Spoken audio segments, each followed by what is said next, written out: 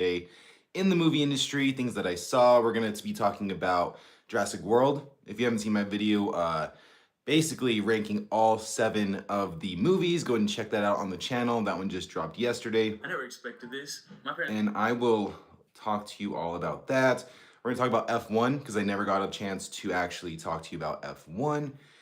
And then the Batman script, we got a new update on the Batman script, and we got a lot of things to talk about today. But the cool thing is, at the end of this video, I'm gonna be talking about Superman, my hopes and wants for this to, to actually come out to be, and I'm gonna be talking, we're gonna be ranking the DCEU because we haven't done that before. I'm gonna leave my letterbox link in the description or in the chat. That way, you can kind of follow along, and we can talk about those movies because it's over. It's finally done. The DCEU is officially done starting next week. Next week, Superman comes out. So we have a lot to talk about today. So let's go ahead and get started. And also, while I'm doing this, make sure you drop your questions in the chat. That way we can talk about whatever you want to talk about as well. All right. So first thing let's talk about is Jurassic World. Jurassic World Rebirth. Now, the movie's doing good. The movie financially is doing really good. Let's see. It's tracking to do 138 million in the worldwide, or is that domestic? 138 million domestic, which is pretty wild. That's a lot. Let's see.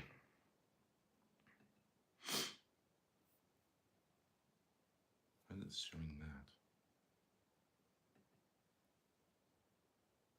All right, I don't know. All right, so anyway, Jurassic World Rebirth stopping to 138 million in the US. Now, as far as what I thought about the movie, Jurassic World is always going to make money, so this news is nothing new, right? But the movie fumbles so much. Like I said, I ranked the video. You can all of them. You can check that out on the channel. But the movie's not good. And I really wanted it to be good. I thought it was going to be great. Gareth Edwards was going to come in and direct this.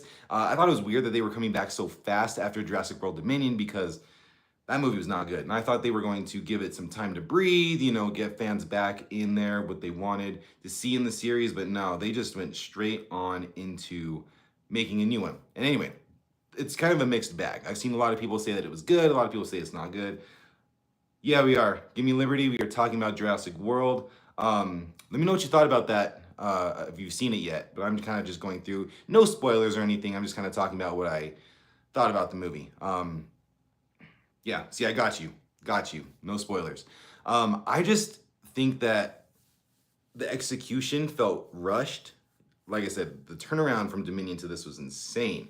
Give me liberty. Did you like the last ones, like the last trilogy, Jurassic World trilogy? Because I wasn't a big fan. I loved the first one. The first Jurassic World I thought was really good and really well done. The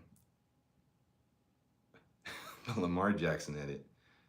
Okay, so you prefer Park 1 through 3. Yeah, same here. How do I put this? If you didn't like the last 2, Fallen Kingdom and Dominion, I don't think you're gonna like Rebirth. And that's really hard to say. I wanted to like it, and I didn't like those last 2, but I really wanted to like this one because they brought in the guy who did Rogue One, my favorite Star Wars movie. He did Godzilla, which I thought was really well done too. But man, there's just some things in this that, Jim in The Office, how he looks at the camera and after someone says something stupid or whatever, that's how I felt a lot in this movie. And I really wish that wasn't the case. Yeah, I mean, the thing with Jurassic World, the first one, even though I said I really liked the first one, is it plays it really safe. And I think it excels because of that, because it doesn't take any huge risks. The other 2 took a lot of big risks and it didn't work. I like the story here in Jurassic World Rebirth. This isn't a spoiler. It's just they have to go to this island to get DNA from 3 different types of dinosaurs. And of course, everything goes wrong, right? But I like that idea of getting us back to the island, getting us away from what Jurassic World was building on. And I like the idea. I like the story. I like what they were going for. It just doesn't really pan out in a way. There's a lot of cool action. So let me start with the positives of the movie. A lot of great action scenes, especially when they're on the boat. getting the DNA from the dinosaur in the water. I thought that scene was really well done. There are a few things in there where I'm sitting there scratching my head of like, how does that work? How does that just how does it work? It doesn't make sense. And then there are some other cool instances in there. I really wanted it. My biggest hopes for this movie was that it was going to be going back to the horror elements of what made this series so cool to begin with in the first and in the second movie, Jurassic World, Lost World, Jurassic Park. But that's not really here. They try to in some scenes, but it just the marketing really pushes it of hey, we're getting like kind of a more gritty, scary one, and it's not that. At least I didn't think so. Let's see.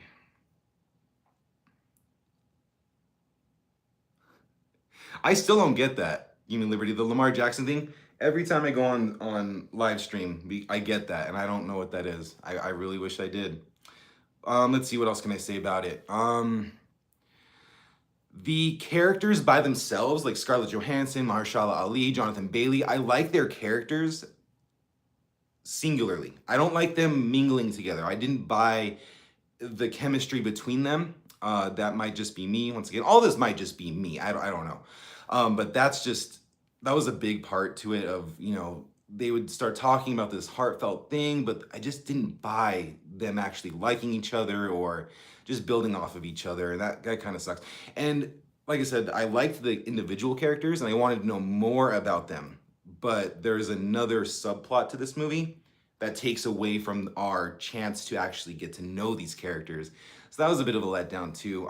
If you're not really into the story of what's going on, if you don't really care about that and you just want to see some dinosaurs doing the things that we expect them to do and the chaos that comes with that, you'll like it. Love it though? I don't know about that. Let's see. Any cameos from the old players? No. So that's something, it's funny, you know, I went to go make a, it's on the channel now. I went and did a recap of the entire series leading up to Rebirth, just because, for one, maybe someone forgot what's going on. But there isn't a lot of callback to it. There really isn't. This does feel like a soft reboot where there's not really any mention of anything that happened in Jurassic World or even Park, and it's just kind of, we're just living in this world with dinosaurs, and it's just kind of this well-known thing in there, and so it's not, there's no callbacks, and there's no characters from the past. So if you never saw Jurassic Park or Jurassic World movie, you can go into this and be all caught up right from the jump. It was a terrible reason of why they're back. Oh, like Derpy Entertainment, are you talking about like why this series is back? Why they're making another one? What's going on?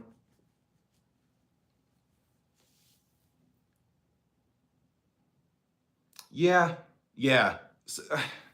So I liked the idea of, because they can only do the same thing over and over again. Like if they were to go and make another park, like I feel like this movie would have bombed. This movie would have bombed hard because no one wants to see that anymore. So I felt like the reasoning of why this movie's happening and the plot device to get us to the island, I thought it worked.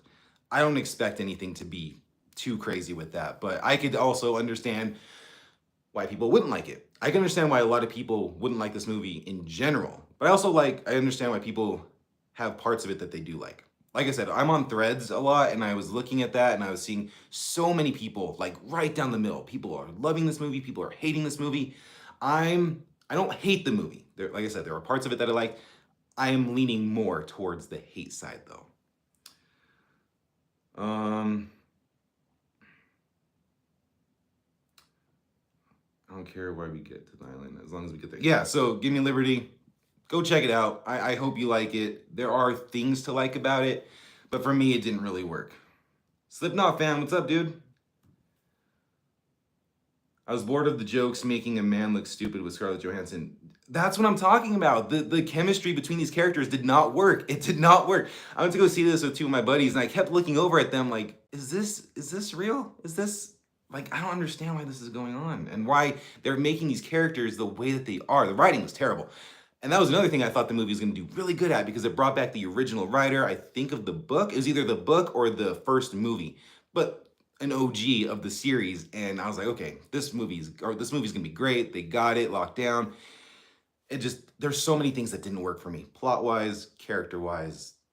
But like I said, I'm seeing people on threads loving this and praising it and saying it's great and like ranking it number one or number two on the entire franchise list. It's crazy. Yeah. At the end of the day, Give Me Liberty, it's a movie that a lot of people are gonna go see like this weekend and everything, and they'll be talking about it for a few days. But after that, it's gonna not be talked about at all. That's how I feel like the legacy of this movie is gonna be. I don't know if they're gonna make a sequel to this. Like, I want them to because, like I said, individually, I like the characters, but they didn't do enough to make me want them to come back. So, kind of double-edged sword. Scarlett has that snarky attitude in almost every movie. I find it hard to see her as a romantic interest. So, she's a mercenary. No spoilers. She's a mercenary that they hired to go to the island and kind of lead everybody to the island. They don't give her enough to do to even have me buy that she is this mercenary. We've all seen her in, Avengers and her playing Black Widow, and I think she's great as that character, and I really bought what she did in the MCU, but they do nothing for her in this movie to make you believe that she's this mercenary that they brought on to get these people to the island. It's just and that's what I want to see. Like, I wish that I got to know her more and I liked her more to get her back, to get more of her and really see her. But the script does a lot of disservice to a lot of these characters. Yeah, and she tries to be warm and during the conversations with the other people, but at the end of the day, I think that she was kind of that central thing that didn't work with the dynamics with everyone. Because even her trying to be romantic with Jonathan Bailey's character, there's never this like outright like, well, there might have been. Either way, she tries to be romantic with his character. They try to mingle, but I don't buy it. And then when she's talking to Mahershala Ali's character, who's really cool, I like his character a lot in this for what they give us. They're friends, they have a whole past together, but I just didn't buy it. And then she's kind of like this central thing, and she's a great actress. I really do think she's good. Not good in this movie, and it kills me to say. The setup was so terrible, and the jokes were too. I couldn't get past the first 20 minutes. I walked out. You walked out, man. Oh, man. Did you get to the part in the museum? Because that was pretty cringe. With Jonathan Bailey eating the Altoids. That was dumb. That was so dumb. Oh, my gosh. It wasn't terrible, but it was just dumb. There's just so many things in this movie that don't make sense or dumb. Either way. All right, I'm kind of a sucker. I'll keep buying as long as they produce content. That's the thing, man. This is a series that makes over $1 billion, as bad as the last two were, more specifically Dominion.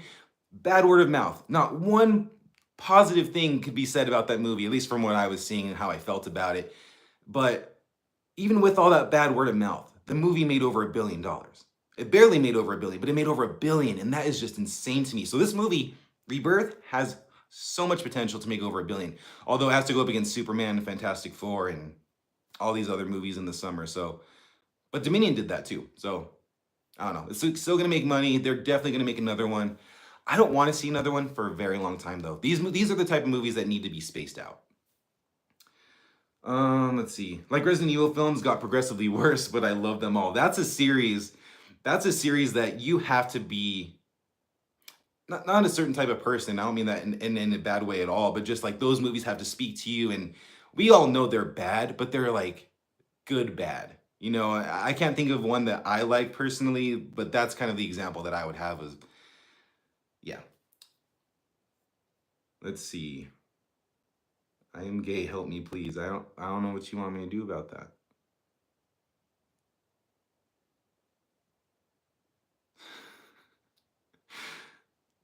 Okay, let's see. Derby, what's your best 3 films of the year? Yeah, space these movies out because it was too early to go back. And if this movie doesn't do good, that might be a reason why.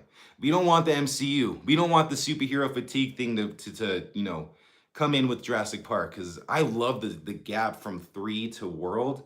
Perfect. Give us a trilogy, give us 1 or 2 movies, give us a huge break, and then come back. Keep making it fresh.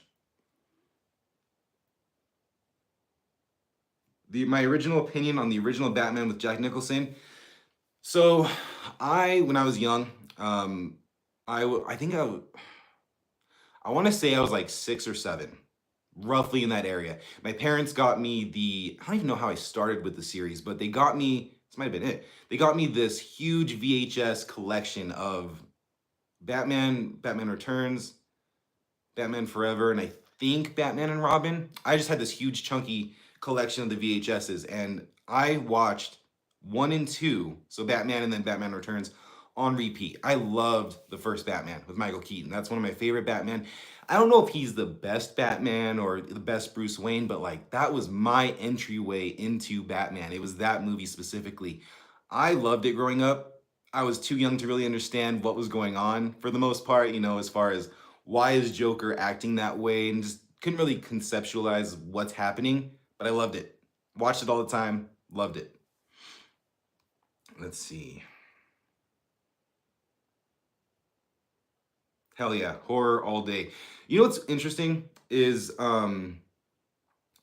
with horror. So my wife, she went out of town to visit a friend this weekend, and I was like, okay, because of how our schedules work out, we go to bed pretty early. We get up really early, and she has work, and I get up with her, and either way, I don't get to watch stuff really late at night. And so I was like, cool, I'm gonna watch, whatever horror movie I want to watch this weekend. It's gonna be sick. And I go to watch it. I threw on Hellraiser 2. I don't know if you've seen that one or if you're into like that type of stuff. So I was curious to check it out, and I threw it on, and I'm watching it, and I'm like, this isn't the vibe. Like horror isn't the vibe right now. But tonight, kind of revisiting that. So I'm looking for something to watch. I watched. Actually, I lied. The first night she was gone, I watched His House on Netflix. Have you seen that one? His House on Netflix. Terrifying. Shut off all the lights, throw it on, turn that music or turn the sound up. Terrifying. Okay, real quick, I saw that you were asking me, give me liberty. What's my best 3 films of the last 2 years? Jesus, of the last 2 years? I thought you were gonna ask me for this year, because I was like, I have a list for this year. Actually, hold on. I do have a list. I'm gonna go to my letterbox real quick. I have a list. Yeah, I do. Okay, so let me go. Bear with me now. Okay, so let me go back to 2024 real fast. Okay, so last year, I loved Nosferatu.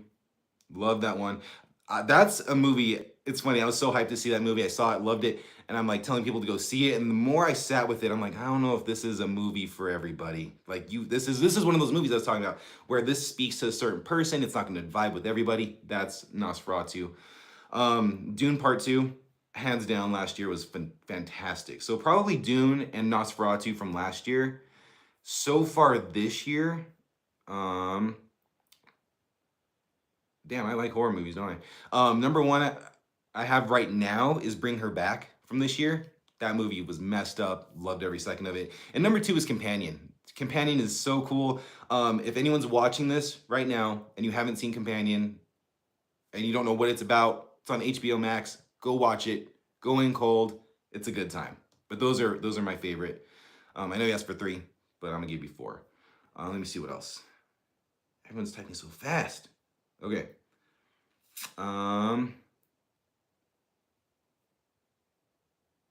Yeah, His House is crazy. Definitely check it out. Let's see. Okay, I'm glad you like Nosferatu, because Nosferatu was a banger. I always love period pieces, for sure. Period pieces are great. Not all the time for me, but most of the time, like 90% of the time, if it's a period piece, I'm definitely locked into that. Yeah, Companion was sick. If you haven't seen Bring Her Back, that's another movie where I stayed away. I saw like the teaser trailer when they first released it, super hyped for it, very ominous. I don't really know what it's about. If that's you, stay away from everything until you see it. Like, if anyone's talking about it, just leave the room, whatever, because there are some things that I talk about in my review. I compared that to Talk to Me. I compared those two, and I go into depth of Bring Her Back. Stay away from any details on that movie before you see it. Talk to Me was sick. I was very late to seeing Talk to Me. I saw Talk to Me when it came to Netflix, I think like 3 or 4 months ago, and I've been waiting to see this. I missed it in the theater and I just never got around to seeing it. That was a cool take on like substance abuse and just being, a young adult and having all this trauma happen. And it was so creative and scary, very scary. Okay, so yeah, I'm glad you brought up. I didn't know if anyone knew about this movie, about Eddington. So Eddington, I want to see it. But I also have this expectation of Ari Aster of Midsummer, Hereditary, and those are like, oh, have you seen the Johnson movie? It's on YouTube. The Strange Things About the Johnsons. Messed up. Have you seen that one?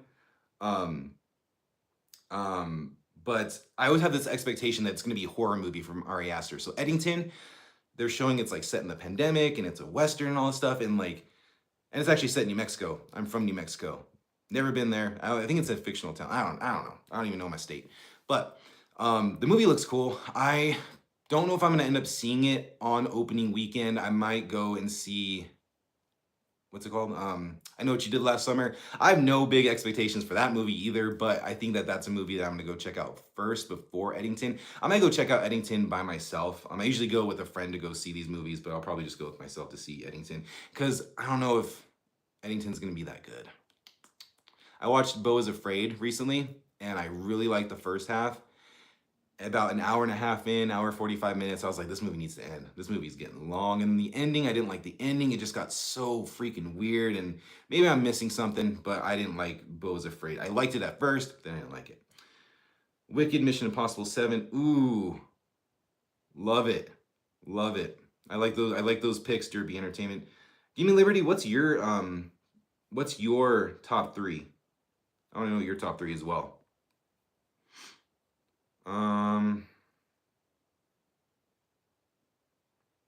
Derby Entertainment, Wicked. I'm glad someone's, talking about Wicked. I loved Wicked. Didn't think I'd like it. One of my favorite movies of the year. Actually, let's go back to that list. And I want to throw in Wicked in my list too, because that movie was sweet. And then we just got the trailer for the new one. I cannot wait. The end of this year, you know how the end of the year movies aren't really like there's like one or two really good ones or big ones, I should say. This year we're getting some good ones. Well, big ones, right? We have Tron, Ares, regardless of how you feel about Jared Leto, this one might be pretty cool. Kind of, it's going to have a big budget, so it has that. And then you got Predator, Badlands, we have Wicked for Good, we have Avatar, and I'm probably forgetting about a few, but there's going to be some good ones this year. Let's see. I Know What You Did Last Summer reboot looks really good. I don't know. There's just something about the trailers that just seem very generic. I don't know. But that's a good thing. That's a good thing. I'm not very hyped about it, but I'm gonna go see it. But by being not too hyped on it, I'm not gonna be let down. You know what I mean? So let's see. Across the Spider-Verse, Guardians 3, and Oppenheimer. Derby, real quick. I saw Oppenheimer. I thought it was fine. Everyone loves Oppenheimer. I see all these rankings of it being top tier Christopher Nolan. What about it did you like? Not to say that you're wrong or anything. I'm just genuinely curious and like, I watched it and I was like, I could never think about it or see it again. And I don't know. Long Legs. I loved Long Legs. Long Legs was so cool. And that's another movie people either love or hate. The memes. That's fair. Iconic for the memes. All right. There was some other stuff I wanted to talk about today, y'all. Have any of you seen F1 yet? I went to go see F1 recently, and that movie was awesome.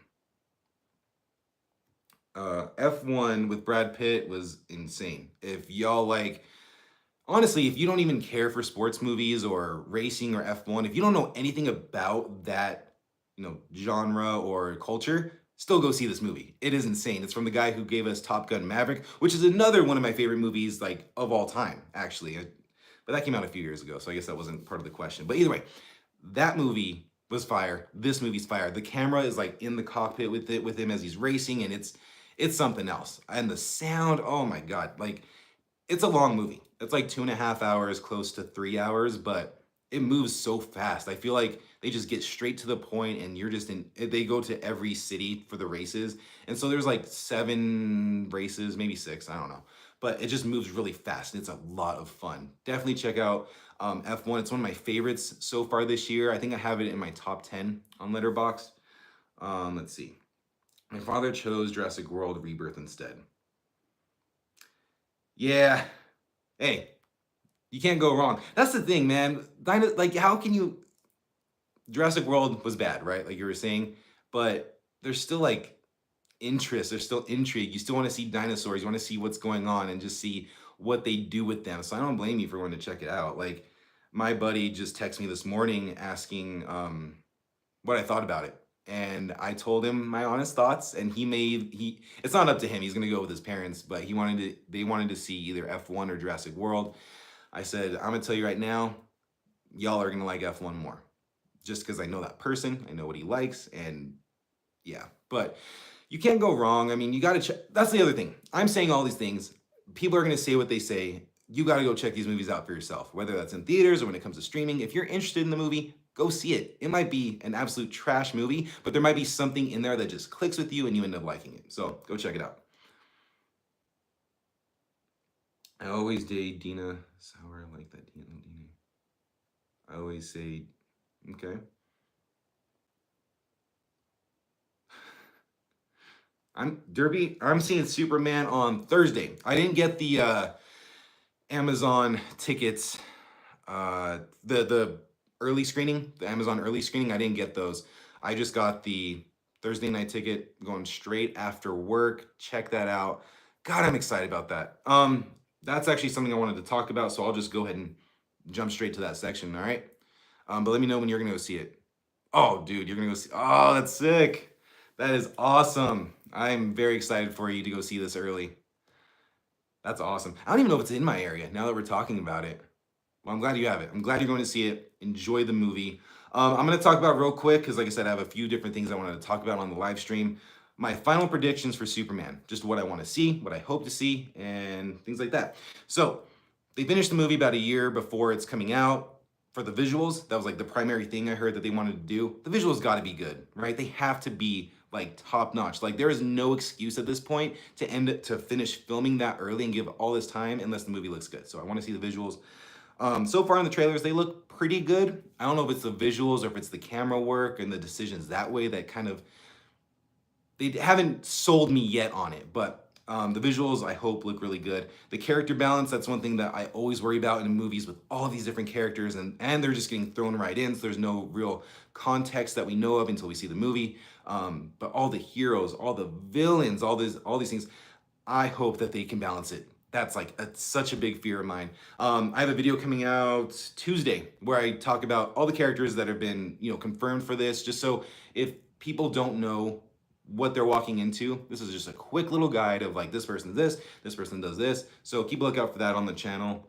The tone of the movie kind of worries me just because it could end up being really corny. Like in that last trailer, there's a one-liner from Superman. I didn't really like that. In the context of the trailer, the trailers can be very misleading as far as the flow of the movie might go a lot better with that scene and what comes after and all this stuff. So I'm not too concerned, but that is something I didn't like in the trailer. Let's see, I never went and saw a Superman movie, but I'd see James Gunn Superman movie. Good. Oh yeah, Crypto. That's another thing I want to see in the movie is Crypto. Like, I think he's gonna steal the show, right? He's gotta steal the show. James Gunn knows how to do these animals right after Guardians and Guardians, especially Guardians 3, good God. But Crypto's not going to talk, I would assume, right? Crypto doesn't talk, so it's just going to be all visuals. He's going to be acting like a dog, and he's going to be a lot of people's favorites in this, like easily, no question. Another thing is Lois Lane. I don't want that damsel in distress. Like, she is one of the most well-known characters in the DC universe, and she's just a strong journalist, this woman who kind of holds her own and keeps Superman in check. Like, I don't want her to be like forced also. I think that's a problem with a lot of people have with these movies, especially with women in movies, of things feeling forced, right? So I hope that they can balance her just holding her own, doing her thing, and make it feel very authentic to who that person is, at the end of the day. The other thing I want to see is Clark Kent as a real grounded person. I just want the movie, and it sounds like that's what they're doing, is they're focusing on Superman on this side and then also Clark Kent on this side. And I really missed that in my superhero movies. We haven't had that. We haven't had that since Sam Raimi's Spider-Man, or I guess Andrew Garfield's Spider-Man. But you know what I mean? Like just focusing on the struggles that the person has and make it more relatable for us, of trying to balance them being a hero and having work and family and friends and a relationship. Like that's what I want to see in this. Like that's probably the thing I'm most excited to see for sure. And all this kind of plays into all this together. Just kind of the bottom line for this is that I want it to break the superhero formula.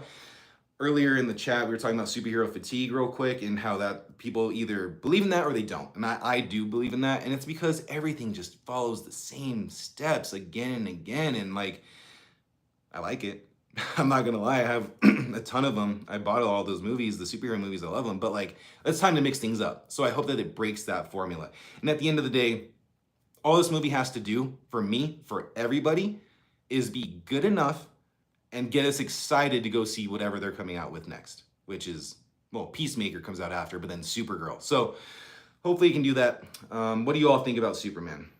Let's see. So do you think it's going to be a flop or a decent movie? Because I think it will get at least 1 billion in the box office, but the movie will be made. Okay. At the beginning of this year, I put out a video predicting what's going to be a $1 billion movie throughout all the movies of the year. And I put Superman there. If it crosses a billion, it's going to be barely there. I have come a little bit down on my expectations for what the movie is going to make. I hope it makes over $1 billion, because that would be such a cool win to start off this universe. I think the most important thing about this movie, though, is that it's good. Like, period. It could like almost flop in a sense. Not flop, but like, see the budget. There's rumors of it being like 400 million. If it makes 400 million or 500 million, and it's like essentially like a loss for Warner Brothers, but everyone's talking about it and loving it, and the brand is like really kind of thriving after this, that's the most important thing. So I don't think it's gonna make $1 billion. I want it to, but I think the movie is gonna be good.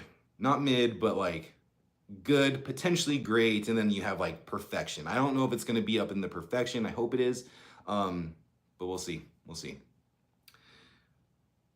Let's see. I think it'll sell. It's got someone like me who's never seen a Superman movie wanting to go see it. There you go.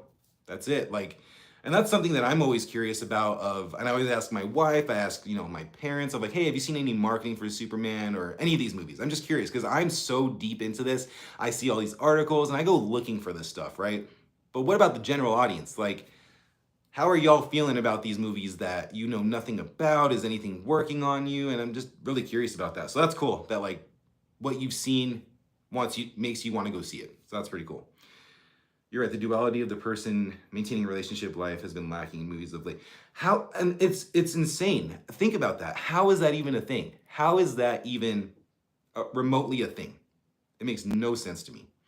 Of how that was such a focal point, in the original Superman movies, in, like I said, Sam Raimi's Spider-Man, even in Batman, the Michael Keaton one, like, and all the Batmans actually, like there was that duality, like you were saying. I don't know how that has just been lost, and it's, I think, largely in the MCU. And the DCEU did that too. Make no mistake about that. There was no interaction with the public. There was no, Clark Kent was, Henry Cavill's Clark Kent was doing his thing over there, but it was almost always entirely with Lois, who knows who he is. He's Superman. So it was just strictly like a Superman story, and I want to see more just of the human side of these characters. And real quick, actually, I'll get to that later, because I have a segment at the end I want to do with you all of since Superman's starting. Screw it. Let's just do it now, since we're on the subject. I went through and made a tier list of the DCEU, and let's see. I'm gonna give you all a link to my letterbox if you want to follow along. Anyway, I ranked the DCEU. We're just gonna run through them real quick and kind of give my thoughts on it. Let's see. The cinematography looks good. Something about the visuals looks more appealing to me for sure. I wonder if it's like the lighting. It's a very bright, colorful movie. I think it looks very unique, kind of futuristic. And from what I've seen, which we haven't seen a ton of Metropolis, but it looks a little bit futuristic, which looks pretty cool. Sam Raimi's awesome. Evil Dead's sick.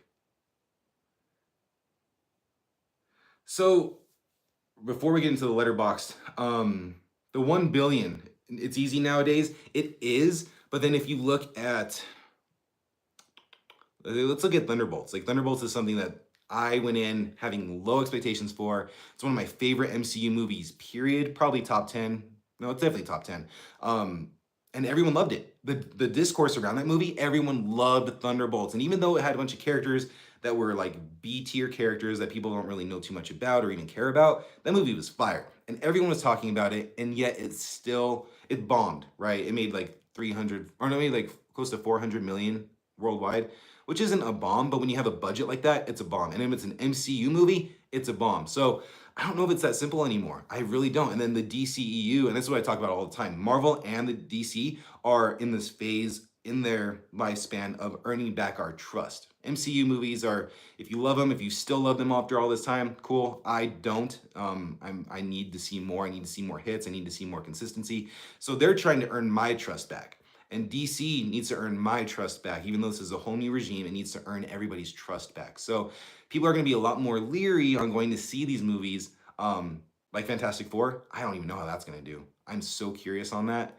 My wife, I was talking to my, I love talking to her about this. Or every time she sees the trailer, she's like, who cares about these characters? And I start laughing and I'm sitting there, I'm like, yeah, I mean, this is the third reboot as far as the live action. Like who genuinely cares? Or is it the brand of the MCU of Marvel, Kevin Feige, all this stuff that's getting people to the theaters? I don't know. Thunderbolts. Yeah, give me liberty. Check it out. I mean, I don't know if you have Disney Plus. It should be on there relatively soon. I think it just came to digital. It's definitely worth checking out. It's a lot deeper than I thought we would get in a MCU movie, which it still goes through those like that formula of the superhero movies like I talked about before, but it's good. Like it gets to from point A to point B in a different way. So between people not having the spending in the movies, spending so much on films, it's harder to even, yeah, absolutely, with the budgets. The budgets. Let's talk about budgets real quick. I'm jumping all over the place, but thank you for all the comments. I love talking to you all in these live streams. Thank you so much for being here. Just quick shout out to everyone watching. So much fun for me. So I really appreciate you all being here. The budgets. So budgets are crazy, and I'm so excited for the DCU. I talked at links about Superman already, but one thing that they're doing, and one thing that when this got announced that they were rebooting everything, in my head, I was like, okay, y'all need to chill on the budgets. And if they really focus on the characters, I don't see why they can't bring the budget down, because they don't need all these special effects doing all this stuff. Now, Superman's going to be this huge grand spectacle, so that's kind of like an anomaly. So is Supergirl, so I'm kind of contradicting myself. But the thing I'm talking about right now is Clayface. The Clayface movie is coming out next year. It's greenlit. They got the director, Mike Flanagan, one of my favorite writers of all time, wrote the movie. They have this newer name person, I've never seen any of his stuff, in the lead role. But the budget is reportedly about 40 million, which is nothing. But you have to remember something. That's still kind of a lot, in a sense of it's crazy. It's like unheard of low for a superhero movie, but this is a character that not a lot of people know about. It's a villain in Batman's Rogues Gallery, which I know who that is, and I'm sure a lot of you that are watching right now know who Clayface is. But the general audience, that's what I worry about, right? They need to market this movie to make this movie back, which horror typically has a lower budget, so they should be okay. But 40 million is still kind of a lot, but we'll see what happens. They need to market this as just a straight up horror movie called Clayface. I at first was like, oh, they need to introduce the DCU Batman in this. Like that's the entryway in. No. Just keep it. I don't know if any of you have seen The Substance last year. I mean, if it's a good movie that's body horror and very like pushing the boundaries of all this stuff, like people are gonna get talking, they're gonna go see it, and then they're gonna be like, why does it have DC above it? What? I saw Superman last year, but what's this? I saw Supergirl earlier. What the hell is this thing? Why is it rated R? You know, I mean, look at Joker, first Joker. We're not talking about the second Joker. Look at the first Joker. That was rated R and it had a very, very modest budget and it made over $1 billion. Like, there is an audience for this serious, dark horror type of thing. So, man, I really went off of the budget thing. But anyway, that's an example of why I want the DCU to focus on characters.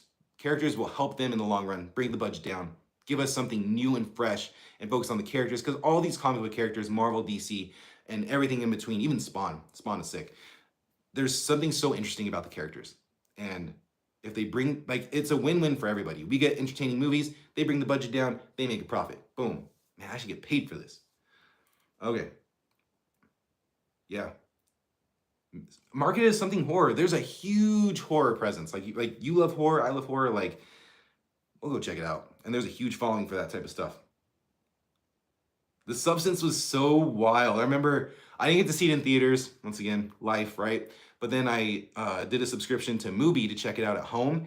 And man, that movie, and I was waiting. I kept waiting. You know, it doesn't really ramp up until about halfway through. And then in the last like act of the movie, it's just absolute insanity. And you know, I was watching, I was like, when does it get crazy? When does the gore and the body horror really start? And then it hit and I was like, okay, that's what everyone's talking about. It was so cool. Okay, Slipknot fan, DC Scarecrow movie. I wouldn't count that out. Is that something? So hold on, let me get my thoughts in order with this. Should DC focus more on these like villains? Because in my head, and let me know if you all agree with this. A lot of these Marvel movies are really good. I'm using Marvel as an example. They're really good. There are really good movies, but their villains are terrible. There's like 4 or 5 out of 30 some movies that are like legit. You can remember them, you liked them, you saw them, they were compelling, all these things, and then they either take forever to come back or they're just kind of written off and they die. So, what was I gonna say? So do you think that sorry, I'm jumping all over the place. I think that when you make a superhero movie, this is another way to change the formula up. If you're gonna focus that hard on and building up these heroes, why don't you do that on the other side with the villains, right?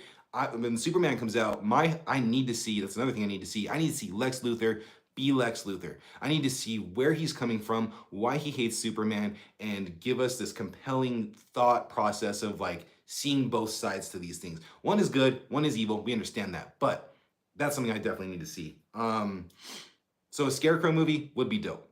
Give us the backstory, give us why he's doing what he's doing, and then have him come back later on in the DCU, and that way we have some background, and we actually care about this person, and then we go see the movie, right? Like maybe that's what they're doing with Clayface. Maybe Clayface doesn't, die at the end of Clayface, and he comes in later on in the DCU. That'd be sick.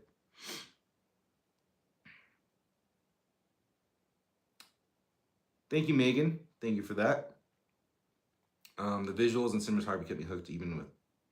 It's a very, that's another thing. The visuals in The Substance are very like polarizing. You just can't like look away, even when, well, there's a lot of reasons you can't look away. But there's like a lot of scenes in that movie that just they're not doing anything, but just the colors pop and like all these things. It's crazy. Yeah, exactly. I kind of like how M. Night Shyamalan connected Glass and Split. Yes. That is perfect. That is exactly what I'm talking about. Like, see, but then that's that thing of, like, that would be a perfect entry point to Batman, right? Like, you hear Gotham mentioned, like, later on in the movie, like, halfway through the movie, and, like, it slowly puts together, like, hey, we are in Gotham. This is Batman's, territory, universe. And at the end of the movie, or close to the end, you see the bat signal come up, or something like that, where people are like, oh my God, like, they're gonna meet up eventually. Like, that'd just be really cool. Let's see. Oh yeah, I watched The Penguin. I love The Penguin. The Penguin was awesome. It's funny, when it got announced, I was like, really? Like, Oswald was sick in the Batman, loved his character in that, but I was like, does he really need a show? And then the show came out, I'm like, yeah, he needs a show. He needs a show. That's another thing. Like, Batman has the best villains across all of comics. I'd say Spider-Man is easily number 2. And then there's probably a big drop off, maybe Superman after that. But Utilize them, utilize them, utilize Scarecrow, utilize Penguin, utilize everybody that you can if you have a good story for that. Because people are gonna go watch it. People are definitely gonna watch it. I think DCU has more badass characters than MCU. For me, the Joker is the best enemy ever. Yeah.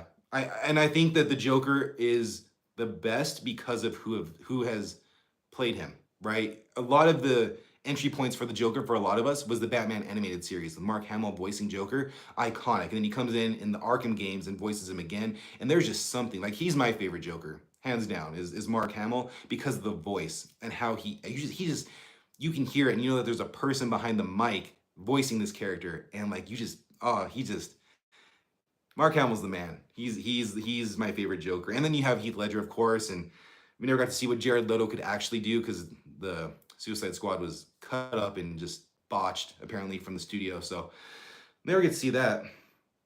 I love the Penguin. The best thing from DC for me. Yeah, I don't blame you. I mean, Penguin was incredible. Slipknot fan. Oh, Slipknot fan. You recommended Under the Shadow to me the other day, and I did not get to see that yet, but it is definitely still on the list. So don't worry, I'm gonna still check that out. I think Joker 2's poor reception and box office has done no favors. Yeah, yeah. Joker 2 really did hurt, like not even just DC, right? Like just the idea of these villains. So like Joker 1 was one of my favorite movies of that year. I think it's horrible. I think it's so hard to watch at times, but it's a fantastic movie. Joker 2 was I saw the vision. I saw what they were going for, but man, that execution was awful. Like terrible. So maybe Clayface comes back and does it, justice, and it's just as good as the first Joker, or at least different, and it gets people talking in about the villains. Let's see.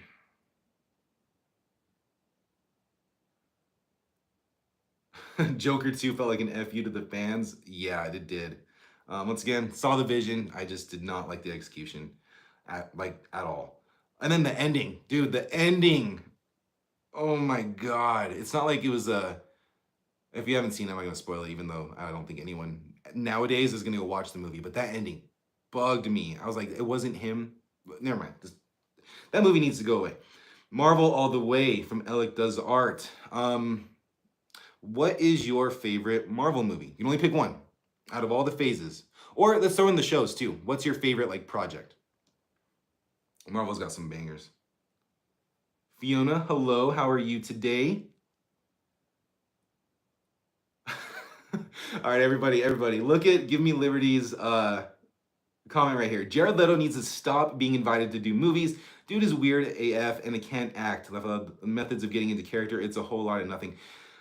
Yeah, I know I was just kind of not hyping him up. That was not what I was doing, saying that we never got to see his Joker. But I wish we did get to see his Joker because I think that there was more there that just got cut out. So it is what it is. I talked about Tron, the new Tron Ares coming out this October. He's the star. And if you think about it, he's not in the marketing. I think there's only one trailer and one poster, but he is not in there. And if he's in the trailer, I think it's for a second. I don't know what possessed Disney to book him. Now, I've seen only a few of his movies, and the only one that I really dug wasn't even his movie, but it was Dallas Buyers Club. He did great in that. I thought he was awesome in Dallas Buyers Club. So I think he can act. I don't know if it's the perception of who he is as a person. I don't know if he's just choosing these really bad scripts. I don't know what he's doing, but that was the only time I could really vouch for him as far as things that I've seen. Okay, yeah, I recommend Under the Shadow. It's free to watch on Dailymotion. Yeah, still on my list. I've not forgotten about it. Maybe I'll check that out tonight. I was just saying how I wanted to check out a horror movie. That might be the one, dude. I'm gonna check that out. Yeah, yapaholic. Yeah, I'm a yapaholic. I'm excited. Y'all are getting me talking. And Joker 2 wasn't canon. Well, because that's that Elseworld thing, right? So they can just kind of write that off, and it just kind of exists where it exists. Does Jared Leto have fans? Does he have an actual backing? That's insane. And the headlines of the stuff that he's doing not to do with music or movies, pretty bad. So not a fan of his as far as that goes. And regardless if it's true or not. Like I'm gonna go with the stories that I've heard, and his movies don't really vibe with me. So, um, let's see, his real life persona, yeah. Okay, so real quick, I'm gonna go through my DCU list real fast with y'all. Okay, I put the link in the chat if you want to follow along. I'm just gonna go through this real quick for y'all. Okay, since the DCEU is ending, the DCU starts. Well, it already started, but it's really starting next week with Superman. Let's run through these real quick. At number 16, I have Wonder Woman 1984. I remember watching that movie on Christmas, and I was pissed. I was so mad that watching that movie. It was nothing good came from that movie. Straight up, I did not like that movie. I wish I could say more, but that's why it's at the bottom. Aquaman: The Lost Kingdom is number 15. If you haven't seen it, don't go watch it. There's nothing fun about it. They botched Black Manta. They botched what the hell? His brother's in it, and he's just like, there's nothing good about that movie either. Then we got Justice League at 14. Man, what a nightmare. You've seen it. 13 is Birds of Prey. Birds of Prey, I liked what they were going for. It never once drew me in, unfortunately. Which is crazy because Margot Robbie's Harley Quinn is like, that's like the one good thing from the Suicide Squad, which is next on my list, which is number 12. The vision was there. I think we've all heard the rumors that Warner Brothers came in, chopped it up to make it like Guardians of the Galaxy, and you really feel it. There's just nothing really there except for Harley. Maybe Deadshot. Captain Boomerang was okay, but nothing really was good about that movie. 11 is Shazam, Fury of the Gods. That's a movie. That's all I gotta say about that. Very forgettable. 10 is Black Adam. There were a lot of cool action scenes in this movie. And you had Dr. Fate, you had Hawkman, which those are the two characters that I love most about Black Adam, is Dr. Fate and Hawkman. I wish we got them more in the DCU, but they're probably gonna be recast eventually. And yeah, but that's definitely another forgettable movie, but it had a lot of cool action, so I'll give it a pass. The Flash is number 9. I like The Flash. It's not great, but I liked the motivation of him going back to save his mom. Like, I like that story aspect of The Flash. That CGI. They said that was intentional to show like the distortion because he's moving fast, but all of the CGI was unbearable. Number 8, we have Blue Beetle. Blue Beetle is very generic. It's extremely generic, actually, but it's a lot of fun. A lot of fun characters. The visuals are great. That movie shouldn't have been as good as it was, but it was. Number 7 is Aquaman. Hold on, let's see what the chat's going on. Y'all are going off real quick.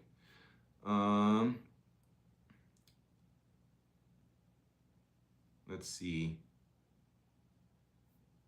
Shit. My bad. All right.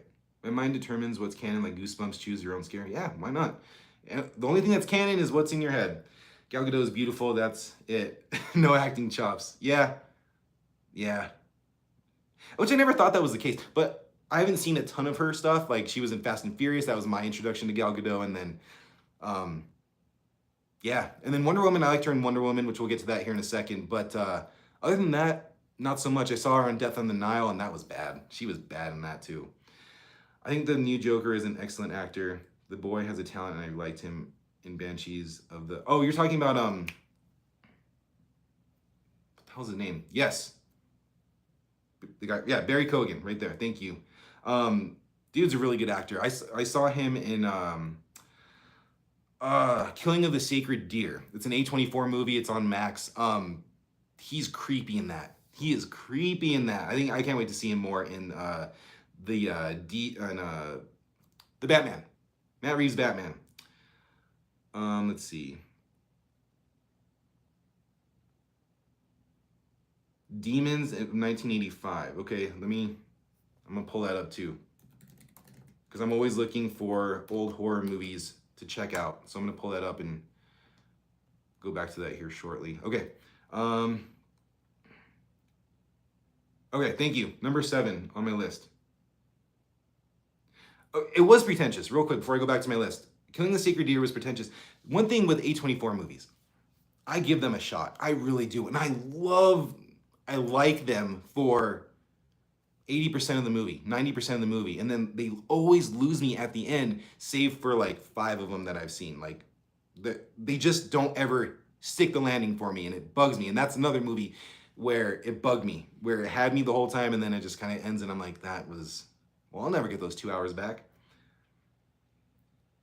Yeah. Yep.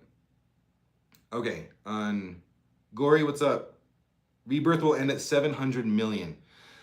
That is a very good prediction. I love that prediction. I really like that prediction because, once again, they're earning the trust back of the people. It's not getting that great word of mouth. Superman's coming in, and even if it makes more than Superman, Superman is going to hurt the box office for that. All right, so I'm gonna go back to my list real quick because we are at the end of it. For the DCEU, number 7 is Aquaman. Great visuals, fantastic visuals. I really dug Jason Momoa as Arthur Curry. A lot of cool action. We got a tease of Black Manta, which was a way better Black Manta than in Lost Kingdom. That wasn't it. But overall, I liked that movie. I've watched it, I think, 1 or 2 times since I've seen it in theaters, and I've liked it kind of just the same the whole way through. It's a lot of fun. Number 6 is Batman v Superman. I'm not a diehard fan, but I do back that movie up because I think there's a lot of cool ideas there. I get why a lot of people don't like it, but at the end of the day, it gave us the best Batman scene of all time in live action with that warehouse scene. Whew. And then we got number 5 is the Suicide Squad, James Gunn's Suicide Squad. This feels like a movie that I should have liked more, and I don't know why it's not higher on my list. It's high, it's just not the highest. There's a lot of cool things in there. We get a cool Harley, we get Bloodsport, we get Polka Dot Man, and then we get Peacemaker. And I didn't like Peacemaker when I saw this movie initially. I did not like Peacemaker at all. And then I hear that they're making Peacemaker the show, and I'm like, dude, why? And then I watched the show, and that might be, if I had the show in here, it might be number 1 on the list because I love Peacemaker the show. But this movie didn't click for me as much as it should have. Number 4 is Shazam. However you feel about Zachary Levi, I feel like is on a different level, but kind of the same vein as Jared Leto, like what we were talking about before. Regardless how you feel about him, Shazam was sick. Shazam was such a good time. I loved all of it. I loved the Christmas theme. It was based in Philly. I'm a big Eagles fan, so we had that. It was just fun. A lot of the jokes, and it just worked really well. Going into the top 3 real quick, we have Wonder Woman. The one time where I bought pretty much all of Gal Gadot's acting in this. I liked her as Wonder Woman. I think that there was a great vision. It was a period piece, and I love period pieces. This one worked really well for me. The last fight with Ares, that didn't work. That didn't work for me. It started off really cool, and then it just got a little, that was a really good one. Number 2 is Man of Steel. My introduction, I wasn't a Superman fan, real quick. If you're new to the chat, you don't know this. If you have been here before, you know this. Superman, I wasn't that big of a fan of growing up. Like, I watched Smallville a little bit, but I always thought the character was kind of boring. Never really got into it. Well, I watched Man of Steel, and for whatever reason, probably because I was like early 20s or whatever it was, when this came out, it just spoke to me. The grittiness, the darker themes, and the brutality. You had Hans Zimmer's score, like, there are faults to this movie. Do not get me wrong. I get it. But then Henry Cavill and Zack Snyder made me a Superman fan because of this movie. And I get that that's not the embodiment of Superman, and that's what we're probably more so going to get with this new one. But I love this movie.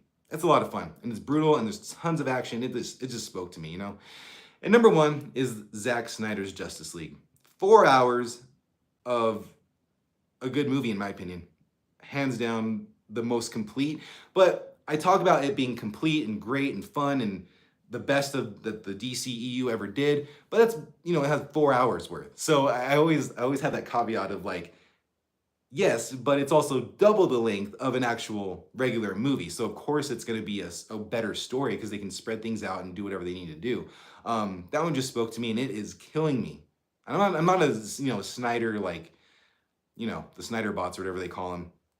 I love this movie. I wish we got to see a conclusion to this because that ending with Darkseid, ooh, I remember leaving after turning the thing off and just being like, we're never gonna get the end. And I want the end. That thing was amazing. All right, let me go back to the chat. Sorry about that. Let's see.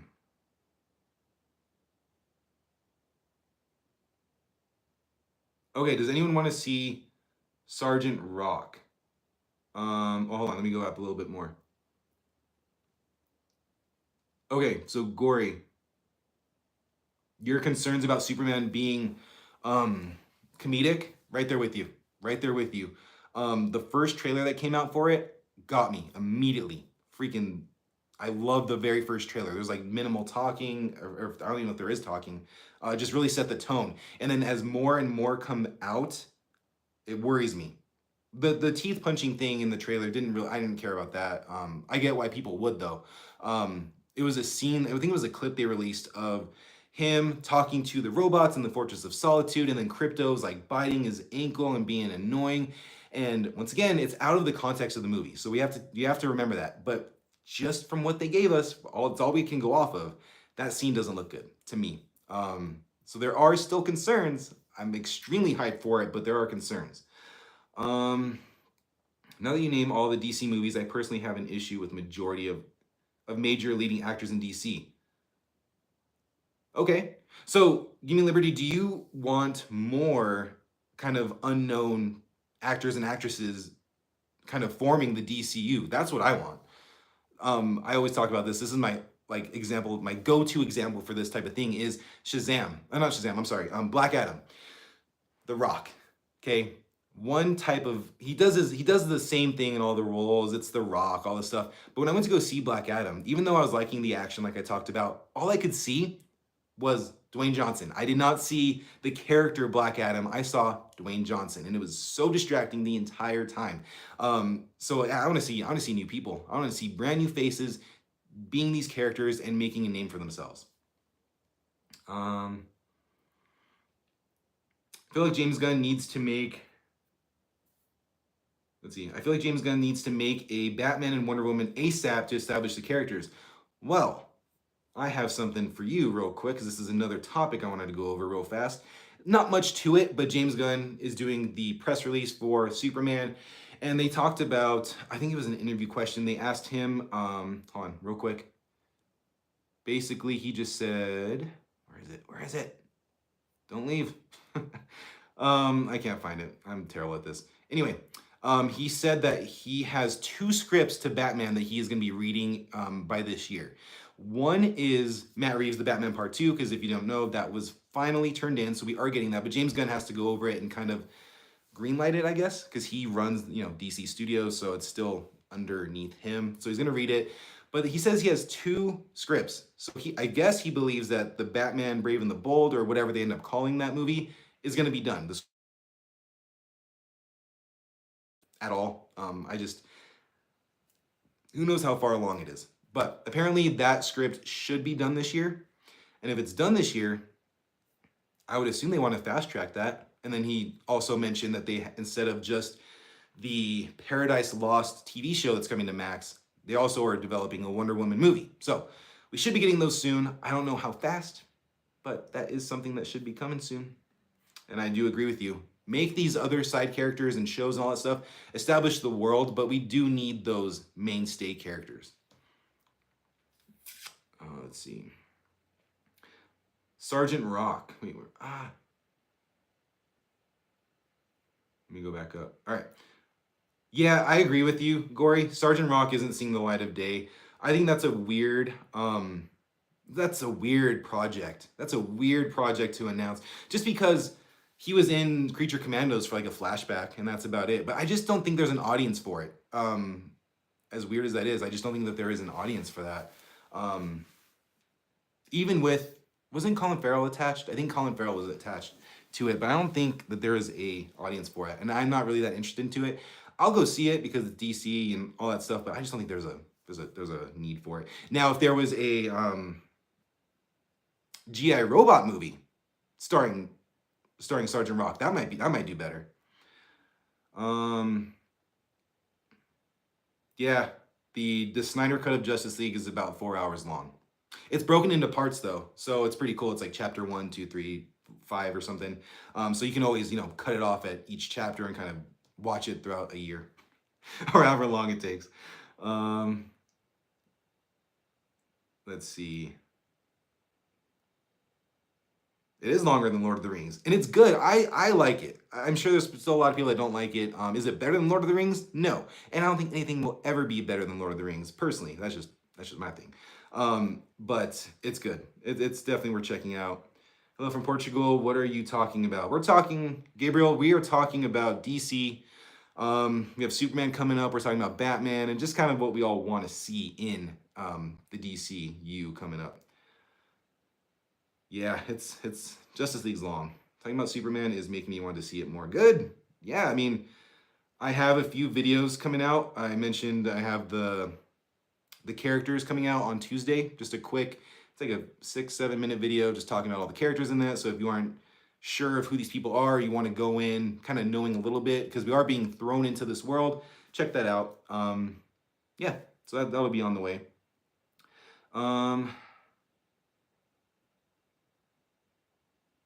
Matt Shakeman is Matt Shakeman for Fantastic Four. Is he directing it? Oh, okay. So he's directing Fantastic Four. I didn't even know who the director was for that. Thank you. So he's worked on The Boys and Severance. I have not seen Severance. I've seen The Boys, but I hear it's great. Like you're saying, it's one of the most praised TV shows. Fantastic Four, real quick. I'm like so on it. I'm gonna go see it, of course, and I'm gonna be fair about it, just like with Superman. I'm way more on DC's side as far as excitement goes, but I'm gonna be real with you all. When that movie comes out, if I don't like it, I'm gonna be talking about it. I'm gonna criticize it the same way I would on Marvel. That's the only fair way to do it. But with Fantastic Four, I just don't think that the trailers don't do it justice for me. Every trailer has gotten better, and my hype for it has gotten a lot higher, but I'm still not too excited to go see it. Like if I never went to go see it, if I didn't have a YouTube channel that focused on movies and stuff, I probably wouldn't go see it. But I'll go see it, and I hope it's good. And I hope it's good leading into Doomsday, because this is the first movie or the only movie that we have going into Doomsday. Let's see. Yeah, once again, thank you all for being here. This is a lot of fun. The prologue and okay. You know, for me, Endgame and Infinity War got me so hyped when I watched them. For me, both are the top 20 movies of all time. Which, Hamza, which one of those is your favorite? For me, I like Infinity War a lot more. And when I say a lot more, I mean, you know, whatever.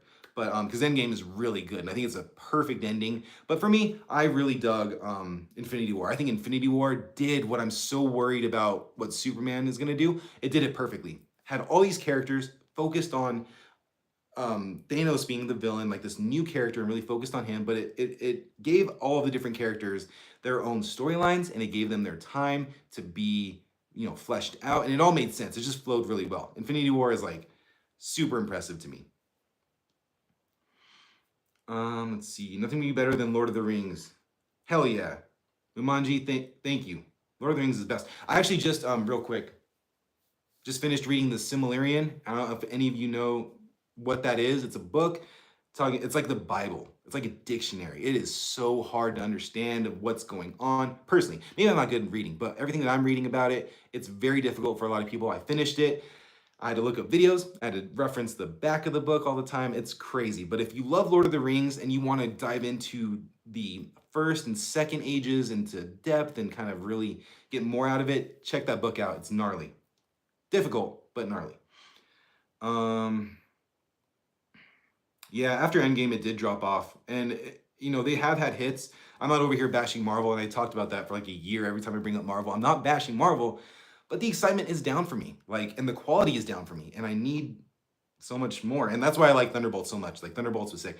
Ever since Endgame, real quick, my favorite things have been Thunderbolts, Moon Knight was sick, and Shang-Chi. Shang-Chi was so good. I love that movie. Let's see. Lord of the Rings is dope. Hell yeah. I'm definitely more of a PlayStation guy. Koala Kid, check this out. Oh yeah, can you see that? Yeah, I have like my wife helped me out. We have this board here and we have all the different PlayStation controllers. We're missing 5 because I have the controllers charging and stuff, but yeah, definitely more PlayStation. I tried Xbox for a little bit and I just didn't grab me. And even now I don't even play games that much anymore. I wish I did. I work. I'm doing the YouTube thing. I'm building a website too to kind of complement the YouTube channel and post articles there, because a lot of the times, like for me when I'm at work, don't I can't watch YouTube videos. But if I have a little downtime or something, I'm like looking up blogs and news and stuff. So it's just a little something extra for people to, if they don't if you can't watch the videos, you can read about it. Plus I put like where to buy the stuff if we're talking about a certain movie, and just merch and stuff. So that's a fun little project. Nintendo's sick. Love Nintendo. Been playing that since I was a kid. Super Nintendo, Donkey Kong Country. Loved it. So yeah, I like No Way Home. Hamza, No Way Home is I kind of think of it as a much better Deadpool and Wolverine, where there are the cameos, and that's what everyone thinks about, and it's where they go to. That's what the movie is built around. But other than the cameos, I don't think it's that well written. Like fundamentally, the characters, Doctor Strange acts completely out of character. It's a good time though, and it's so rewarding to see uh, Tobey Maguire and Andrew Garfield come back. That was awesome. Sam Raimi, yeah, give me liberty for Spider-Man, for Tom Holland's Spider-Man. Does anyone else agree with this? That he has been, I think, a disappointment as far as the way that he was written, of how everything always, no matter what it is, the villains, the tech, everything just goes back to Tony Stark. Like, that's what I loved about the other two Spider-Man movies that we were just talking about, is they're by themselves. Not only are they by themselves, but they have to learn what it takes to be a hero. They have to balance the superhero life with their relationships, like we talked about. Like, that's what I love about those. And this new Spider-Man had none of that. And it never really vibed with me. Everyone liked Homecoming, right? That was the first one with him. Everyone liked Homecoming. I wasn't a fan of that either. Even though it's like a coming of age story and like high school and it's a lot of fun, it just never worked for me. And I wish it did. I really do. But now we're okay. Hold on, y'all. Not a fan of Endgame. It wasn't a bad ending, but I hated the tone clash of jokes at the expense of Thor. Dude, Fat Thor did not work for me at all. Fat Thor ruined it. I shouldn't say ruined it, but it did not do it any favors for me. Completely out of character, especially going from how he was in Infinity War and at the beginning of Endgame, and then you get that, like, I wanted to see a more determined one, like, I don't know, just be better, and like, I don't know. I get the depression, because no one in the MCU has been screwed more than Thor, so I get it, but it just didn't work for me. Now you can flex once that you've read that. Doomsday, I hope Doomsday is good. I really do. Sorry if I can't get to everything y'all saying. I'm trying my best. Yeah, Midnight Sun's gory. I don't know too much about them, but I know it makes up like what, Blade and Ghost Rider, and I know a lot of other ones. But that's something like that would mix up the formula, right? Of we don't need all these heroes. Like let's get dark. Let's get weird with it. Like that's definitely what I want to see. Oh, Moon Knight, right? Moon Knight should be in there.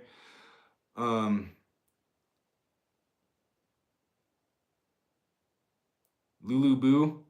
I don't know what that is. But I'm glad you're excited. Thank you. I need the writing of Thunderbolt and the crazy cameos of Deadpool. Gory, yeah, the writing in Thunderbolts is great. Do you think, and this goes for everyone, but Gory, more specific to you, do you need the cameos in these movies? It kind of bugs me when you go into a movie, like someone's movie, and there has to be someone else in there. Or it doesn't have to, but like as an audience member, you're like, oh, who else in the MCU is going to be in this? Like, do you like that? Do you like these converging things in all of these different, in every movie, like there's just all these different characters thrown in? Or would you rather every so often maybe just get a story focused on one character and just kind of leave it at that? Just curious. Let's see. Toby will always be Spider-Man, or Toby will always be Peter to me. He bounces Spider-Man, Peter the best. Yeah, and that's the one that I grew up with, is Tobey Maguire. Like, I loved his movies, saw them all in theaters, and even the third one. I mean, That was a weird movie, but at least it still had Toby in there. Way too attached to Stark, yep. Deliver us. Those eyes, those eyes. Let's see. Hated Fat Thor, ruined it for me, especially after Infinity War. Yeah, and then that went in. Yeah, it was after Endgame with Fat Thor, how he went straight into Love and Thunder, which was my least favorite Marvel movie of all time. It's one of my least favorite movies of all time. That movie, I hate that movie. I hate that movie. And Fat Thor was in it, so yeah. Hello, dude. Are you gonna bald or something? Maybe one day. We'll see. Let's see. Yes, we are talking about movies. No, I don't, to be honest. It seems like they are out of ideas and they get those cameos to get fans' attention. Yeah, like I mean, so look at the marketing for these movies, right? Where Deadpool and Wolverine, let's talk about Deadpool and Wolverine. They gave us the trailer to Deadpool and Wolverine and we know that they're meeting, right? Like, but we don't know the extent of which Wolverine we're getting in this, and then we find out in the movie. But then as the movie was ramping up to come out, I remember they released the clip of Wolverine fighting Sabretooth, right? And then they started showing us and hinting more. They even showed Daphne Keane back from Logan. So then they start to show like, oh, this is a huge multiverse movie. You're getting all these cameos. And yeah, I just wish that they would focus more on the character, keep it simple, but give us like something compelling, but we don't need all the cameos. I'm getting a little sick of them. Let's see. Rambo or Commando? I'm gonna go Rambo. That's just, that one, I watched that with my dad when I was younger. I love that one. Let's see. I think my favorite Rambo is the first one still. But the other ones kind of meshed together for me. So, and I never saw the last one. Last Blood? I think it was called Last Blood. I never saw that one.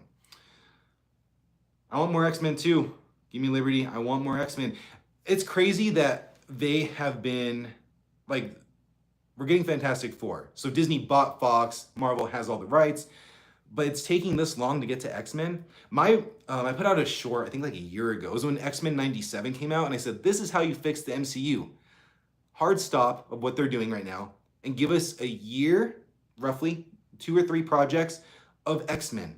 Don't tell us what universe they're from, and then bring them over, however they're gonna do that. But imagine just a hard stop on everything, and then they give us X-Men, and they build them out. It'd be a fresh start. I think a lot of people would like that, especially because everyone liked X-Men 97. I never watched it, but I want to, but a lot of people love that. Do you think it's okay for studios to benefit, do you think it's okay for a studio to benefit for a real life relationship of Tom and Zendaya by integrating it into Spider-Man movies and making billions off of it? Yeah, I mean, yeah, I do. It depends on the situation, but in their situation, yeah, because didn't they meet on the set? They met making Spider-Man Homecoming, then they became a thing. Like, for one, they signed on to be those characters. So now that's kind of up to the studio to write them into these things. And plus, I don't think there's like a ton of haters for either one. I could be wrong, but I think that that's a couple that a lot of people like to talk about or see how they're doing. So I don't see an issue with that. I think it's an issue in other situations, but as far as that goes, I don't see an issue with that just because of how it came to be. Let's see. Yeah, X-Men sick. X-Men is dope. What's my favorite X-Men movie? I think X2 or First Class is my favorites. I really like those. Logan, I'm not gonna talk about Logan because that's like its own thing, even though it is X-Men. But as far as X-Men goes, I'm gonna go First Class or X2. What the fuck, dude? Deadpool doesn't want to hear that. No, I'm not Canadian. I am not Canadian. I'm American. Let's see.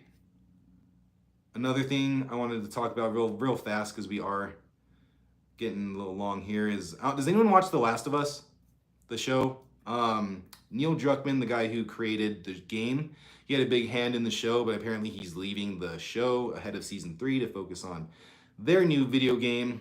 So I don't know if that's gonna be a good or bad thing. To be honest, probably more so a bad thing, just because he was so close. Now, like that's his baby. Um, Season 2 is okay. I played the game part 2. I love part 2. I think it's one of the best stories of all time. But breaking it into these different seasons really hurts the pacing. So if you didn't like season 2, keep up with it because it does pay off. If not, just watch the game. Watch a playthrough of the game or play the game.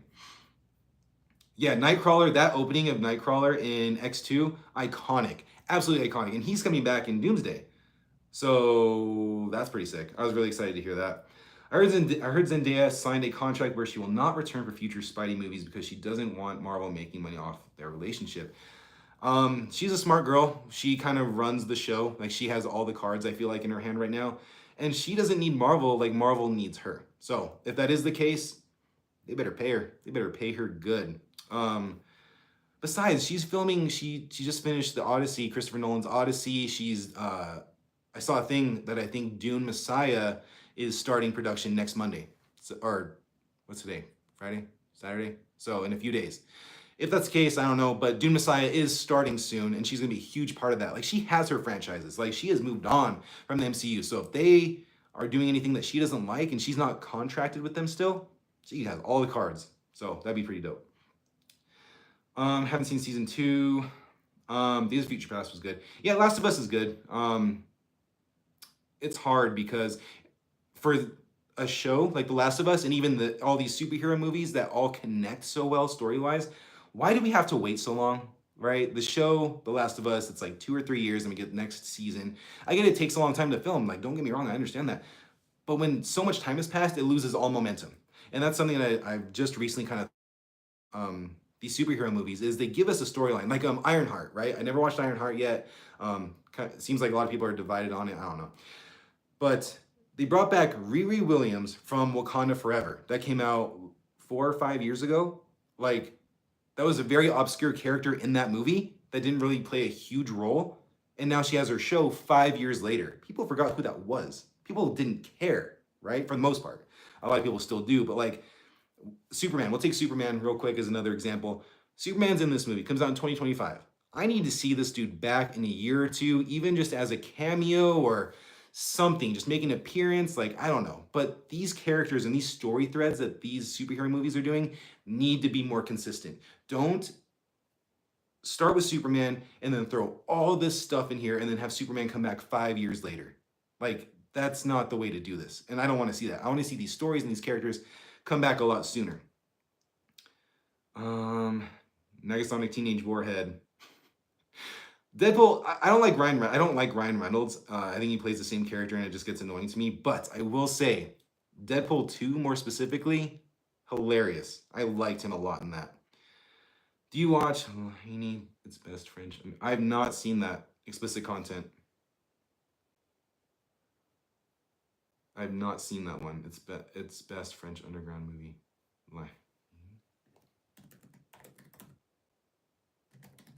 Let's see what that is. Why did I go to poster? What is this? When a young Arab is arrested and beaten unconscious by police, a riot erupts. Oh, that's dark. Is that a true story? Is that a... That sounds interesting.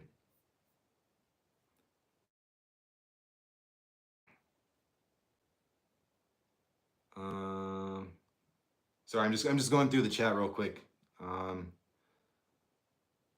Okay, yeah, Give Me Liberty. So House of Dragon, again, like I watched the first season, I really dug it. And then season 2 came out and I kind of waited. I like to wait on certain shows. I'll wait until it's over and then I'll binge it. But then me and my wife were like, the hype's kind of over. We waited a little bit too long to do it. So now we're like, okay, when season 3 comes out, we'll binge season 2 and go right into season 3. The wait is just so long with these shows. Gory, who's your favorite director? I have a few. Mike Flanagan, really liking his writing and what he can do on the screen. I think he blends, I think he's like a great example of what horror can be, movie with no context. Like he brings like a lot of emotional stuff to the screen. I saw Life of Chuck, and surprisingly, even though it's bringing everything that I love what he does. I wasn't the biggest fan of Life of Chuck. I need to watch it again. It just didn't grab me. I thought it was gonna be something different, and it wasn't. But Mike Flanagan is one of them. James Cameron. I mean, I feel like he's got a lot of haters, but I like his movies a lot. I know I'm forgetting someone that's gonna kill me. Oh, Quentin Tarantino. Like, dude is perfect. His movies are so good with the writing and the directing and like the style that he has. You know it's a Quentin Tarantino movie. Like if you watch it for like 2 or 3 minutes, like whether it's what the characters are saying or how it looks, like Tarantino's the man. But I still feel like I'm missing someone, and it's bugging me. Let's see.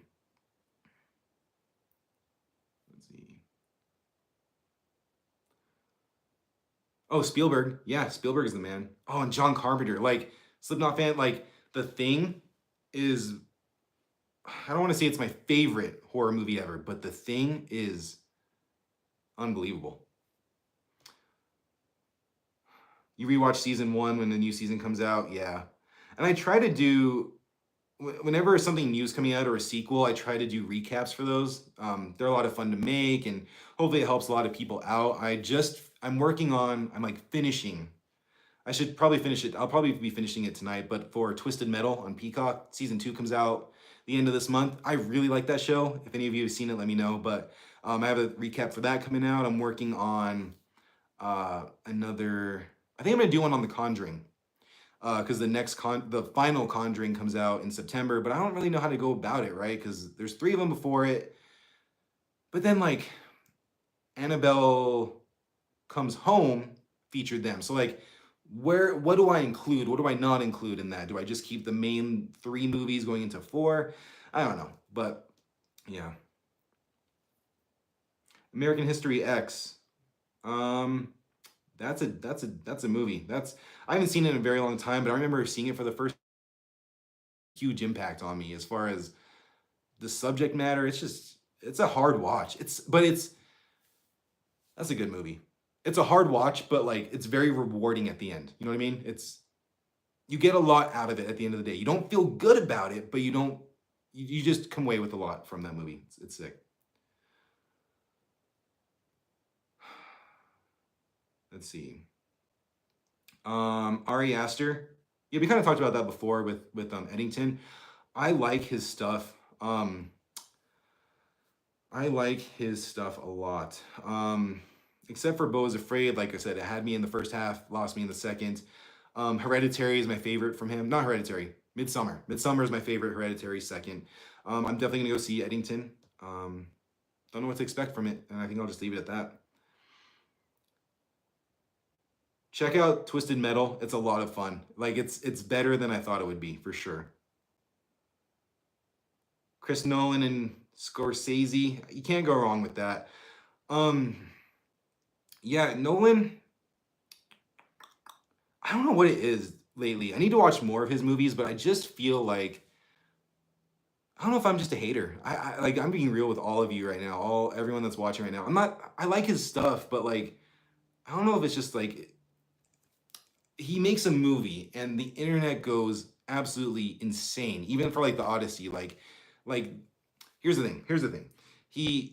He's making the Odyssey and they released the trailer in front of Jurassic World Rebirth, right? They showed all the trailers, and when I'm sitting there, the lights go down, and I'm like, cool, the movie's about to start. And then it shows the trailer for Odyssey right before Jurassic Park. And I'm like, does it really need to be this huge, big thing? Like, I don't know. I don't know where I feel about him. I like his stuff. Like he has got some bangers, like big time. The Prestige is awesome. Interstellar is great. Yeah, like he's got movies I like. Just I don't know what it is. I don't know, dude. Conjuring 3. Give Me Liberty. What'd you think about Conjuring 3? I saw it in theaters. It was just so different. I don't know. I saw a brilliant video recently about the photo at the end of The Shining. Some people went to great lengths to find the origin of the photo, and they finally figured out where it came from.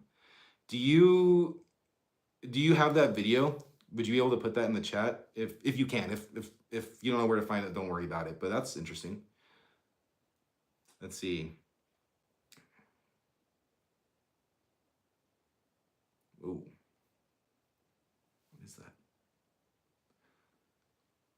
Nice. Yeah, I get why people like Hereditary. Hereditary didn't scare me necessarily when I was watching it, but like I remember like a week later, it just stuck with me. Hereditary is terrifying. It just stuck with me. Visually watching it, I was like, oh, yeah, ooh, scary. But then like when I really sat down and thought about it, it freaked me out. Oh, on I don't know if any of you follow Heavy Spoilers, the channel on YouTube. Go to that channel, Heavy Spoilers, and look up their breakdown of Hereditary. Whew, after watching that breakdown and all the symbolism and all the little details, made that movie infinitely scarier. Crazy. I haven't watched it again since I've seen that video, but when I do, and I know all these things that are happening, the subtle sound, oh my God, the sounds, the way people are acting and looking and what they're physically doing, it is gnarly. It is crazy. So, Heavy Spoilers, check it out. Let's see. B, hot take, Jurassic World Rebirth was meh. That's not a hot take, I promise you. That's the beginning of the stream. I was going off about that movie, and I said I don't really know too much of what I said was good, but yeah, 6 out of 10, gory. That's where I'd put it, roughly. And yeah, Conjuring 3 was anticlimactic, I agree.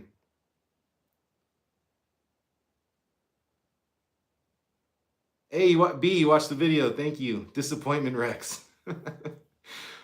Oh my gosh. That movie, the potential was there. It was right there. They had everything. The actors, the story, the director. The director did Rogue One. Like, damn. That whole movie was a disappointment. The uploader is... Oh, thank you. Let me I have a pen. There we go. I'll look at this here in a sec. I'll check that video out though. Slipknot fan, thank you for looking that up. Yeah, so the horror movies that stick with you, those are the best ones. And I feel like that's kind of the way that we're going with horror real quick.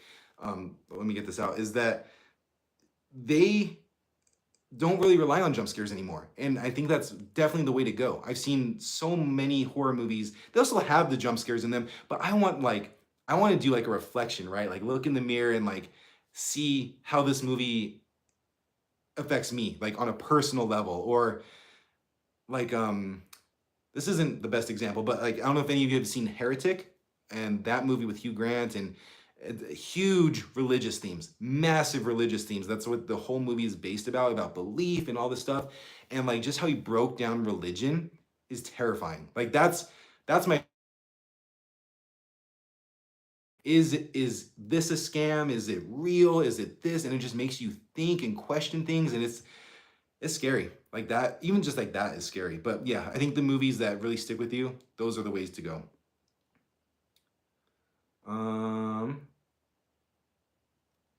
Explicit content. My name is Gavin.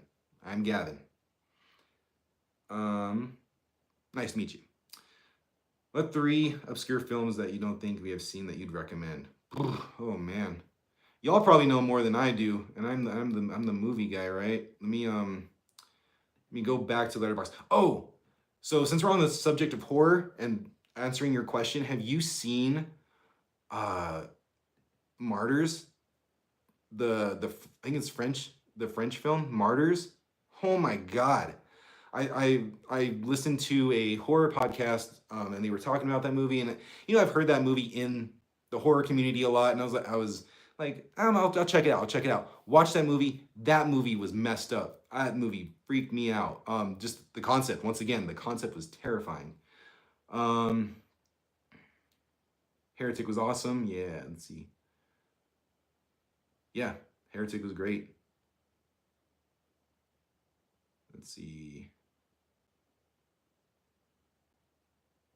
Yeah, Give Me Liberty, Martyrs, just be ready. That was probably the most messed up movie I've seen, which is, yeah, I've seen some, but it's just like, it deals with like survivor's guilt in a really messed up way. And it was just very uncomfortable to watch. I will say, I was watching it, and the first half of the movie is like a lot. You take in a lot, and then something happens in the middle, and I'm sitting there, I'm like, is it over? I was like, it's only been like 40 minutes or however long it was. And then it feels like a whole separate movie starts after that that's just equally as messed up. So be prepared. I'm serious, man. It's messed up. Um,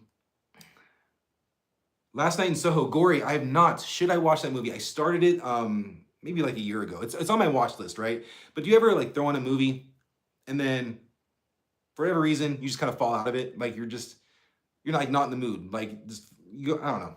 It's hard for me to watch movies at home sometimes too. Like whenever I start to watch something, or maybe if I want to throw on a video game, I just feel like I need to go do something else. Like I don't know, if there's chores or maybe do something for the channel, do like videos, stuff like that. So it's kind of hard for me to watch stuff at home. But I do want to see that because I do like Edgar Wright, and Anya Taylor-Joy is sick too. So um, I enjoyed Last Night in Soho, but it wasn't like, oh, okay. Yeah. Yeah, I want to see Last Night in Soho. Okay, if it's a good twist, I do like me a good twist. So I'll check it out. It's still on my watch list, so I'll check it out. The Convent about demonic nuns, low budget movie with makeup effects were really good. So not fan like that's another thing. We need horror that sticks with you like psychologically, but then also bring back the practical effects. Bring back the practical effects and everything. That's another thing in Jurassic World Rebirth. Where are the animatronic dinosaurs? Like there are so many shots in that movie that could work, and they don't do it. Sorry. I guess I really don't like that movie. Like I swear, me and my buddy who I went to go see that with, we would keep like texting each other or talking about it of like that didn't work. Why did that happen? That like it just keeps dropping in my head of like I don't like that movie. Yeah, The Shining. Shining. God, The Shining is good. Have y'all seen Doctor Sleep? Doctor Sleep's pretty good too. That's Mike Flanagan. But going back to the thing of the like obscure movies, um, there's a movie. I don't know if this is a good one or not, but on Max, there's a movie called Caddo Lake. That one was really cool. I dug that one a lot. And it was pretty cool. It's not like necessarily horror, even though it's branded as horror, but it's pretty cool. But as far as obscure movies, I'm looking at my letterboxd again of last year.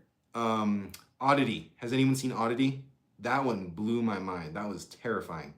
But it doesn't even do that much. Like it's like the tension of what's going on that's scarier than what's going on. Very well done. Late Night with the Devil was awesome. Um, let's see. Do y'all want horror or just? I'm just gonna tell you just movies that I saw that I really dug. Strange Darling last year was really cool. We already talked about Wicked. I love the Wicked. That's not really obscure though. That is a very well-known movie. Um, let's see. And then for this year, I think I've just seen. Oh, I guess the only obscure movie from this year that I've seen might be Presence. Have you seen Presence? That's on Hulu. It's about. Let's just say it's a drama. It's a drama from a ghost point of view, and it's a lot more interesting than you would think it is. Let's see. Oh, Shutter Island's good. Shutter Island was a great one. That's a cool movie because you can always go back, maybe idea of what was actually happening every time you watch it. That's a cool one. The girl from Doctor Sleep, I can't think of her name. Can't think of her name, but she was in Dune, right? Yeah, the Hat Lady. The Hat Lady. She was great. Okay, yeah. So Give Me Liberty. Like I said, Martyr is going to be very difficult to watch.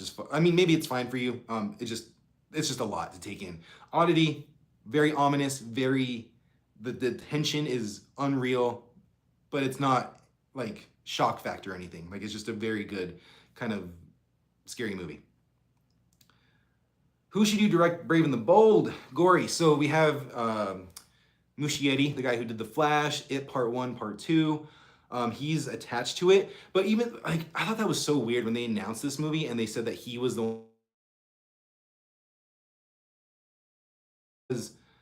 Like, it's so early. Why would you attach a director to that early on? I don't know who I'd want to direct that. Because, and the reason I say that is because I don't know the tone. I thought that they were going to go more campy with the DCU Batman and kind of match Superman's, the new Superman's like tone, but I don't think that's going to be the case. So I don't know who the hell should direct it. So maybe Muschietti. I don't think he did himself any favors with The Flash, but like he's a good director. I liked it Part 1 and Part 2. Who should direct Batman Brave and the Bold? Maybe someone with like, I know I'm ripping on Jurassic Park or the new one, but maybe Gareth Edwards. Why not? He makes really good movies. And I have a sneaky suspicion it wasn't him that made like Jurassic World Rebirth the mess that it was, or at least the issues that I had with him. So maybe him. I don't know. What do you think? Who do you think should direct it? Presence was sick. Good. I'm glad someone else saw that movie.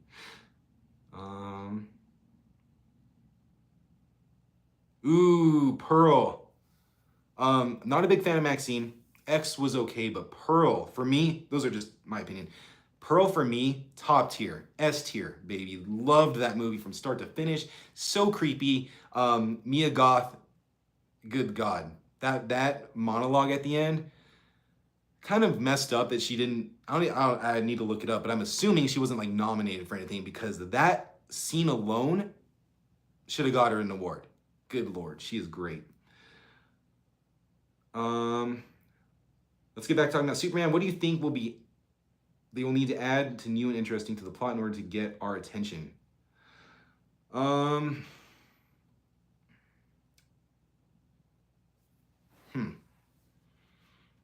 I don't know, because we already see that they're really focusing on Clark Kent as a character, or as a person, I should say. They're bringing all these different characters in. They're building a new world in that. I just think that they're kind of already doing that. I think that focusing on Clark Kent's side of things, just about the same amount of the Superman side of things, I think will be enough for me. What about you? It Follows is getting a sequel. Yeah, so I actually have the steelbook to It Follows. I really dug that one initially. I watched it again recently. It's a little bit slow.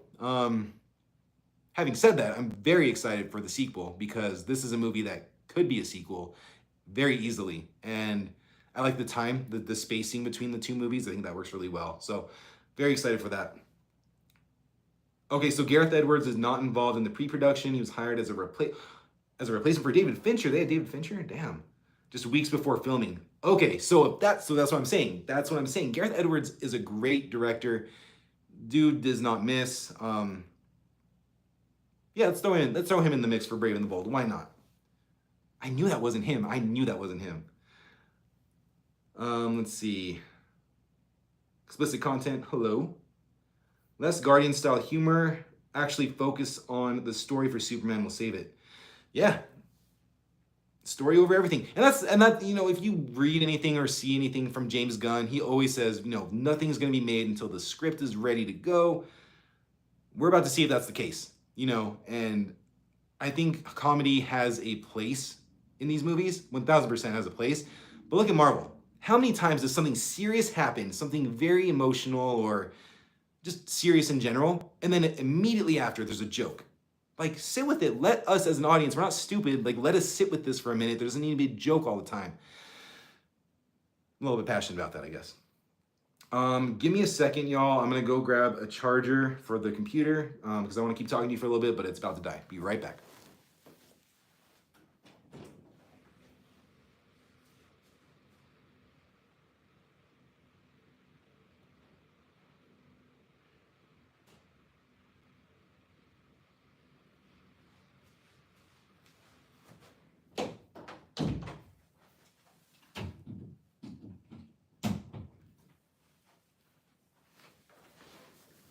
Thank you. All right. There's a slasher movie called Stage Fright, and the killer is wearing a huge owl mask. You like those, so I've noticed before, The Demons movie, that's 85, and Stage Fright is 87. Do you like those like older 70s, 80s movies? One that I watched, which is terrible to say, that I just finally watched, I think like earlier this year, maybe late last year, was Black Christmas. Dude, Black Christmas was amazing. I understand why that movie is so like well regarded and like really kind of set the standard for like a slasher. That movie is creepy. Black Christmas was sick. I've not seen Stage Fright yet though. Did you know that Rebirth was actually going to be a buddy comedy like Bullet Train, but with dinosaurs, directed by David Fincher? Yeah, I'm glad they rejected that. I don't know. I mean, that's something new. I will give him that is something new to the series. Yeah, I don't think that would have been bad.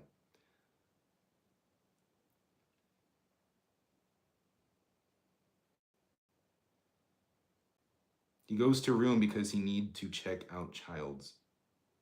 What? What does that mean? Let's see. Yeah, a little bit. A little bit.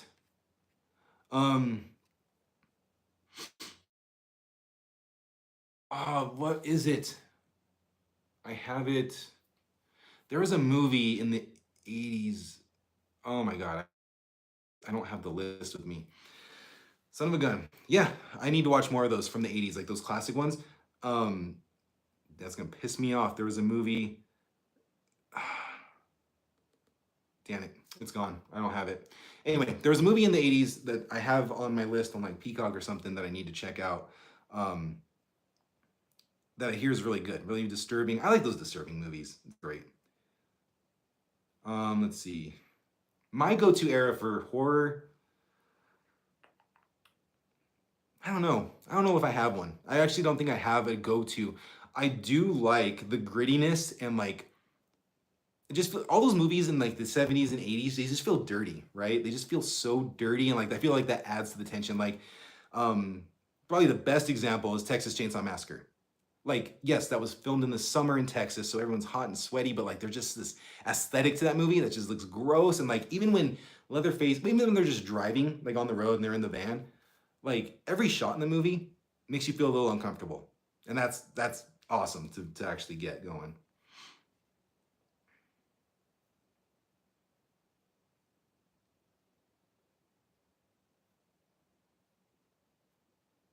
Let's see.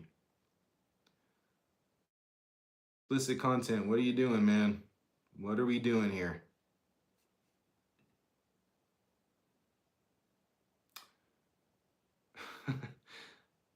Let's not talk about that stuff, all right?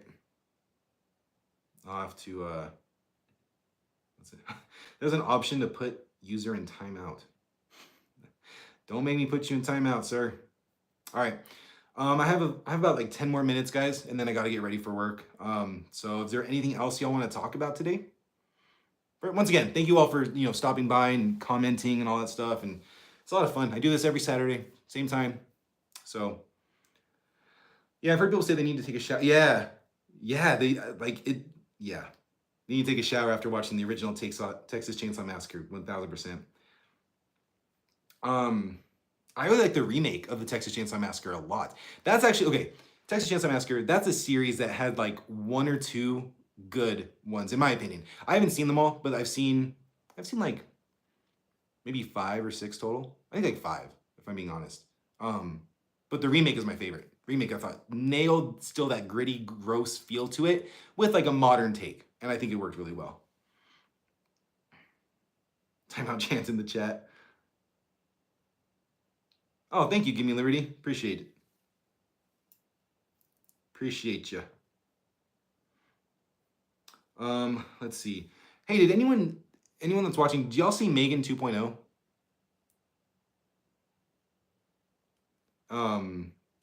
I saw it the other day, or about a week or 2 ago, I put out a video on it. I really liked it, but apparently it bombed. It made like 10 million at the box office. Kind of disappointing because I didn't think I was gonna like it. I actually went in and I'm like, this movie's gonna be bad. And I watched it and it was a lot of fun. It's very like Terminator 2-esque of like flipping things, and it's It's not scary in the least, but it's a lot of fun, and the action is actually pretty well done. It's cool because like they're robots, right? So the fight scenes, they really play into that. It works really good. Yeah, check it out.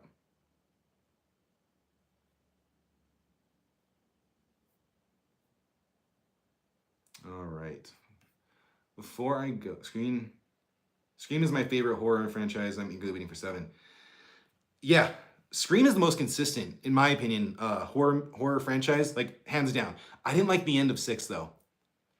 I always, me and my buddy joke about it of like, we were loving Scream 6, and then the last like 15 minutes, everything that was happening, every decision that was happening just ruined it for me. But up to that point, I love it. I don't know how I feel about 7, like kind of going back to Sydney, and well, I want to see more Sydney, of course, but like she's my favorite final girl.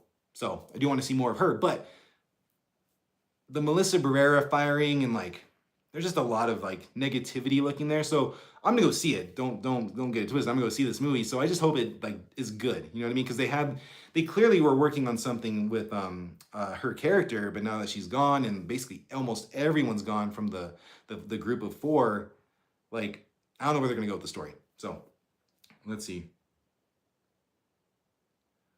I'm not gonna scream. I'll break the camera. But you know, explicit content, why don't you scream? You can go ahead and scream. Yeah, the ending was off in Scream. Yeah. Yeah, Melissa, I mean, good for her. I like her as an actress. I saw, what was it? Your Monster. I watched Your Monster on Max, and that was a pretty cool one. It's I don't know if I like the ending. So just full disclaimer, the ending, I don't know how I feel about it. But working up to that ending, it was a really cool movie. I really liked what they were doing.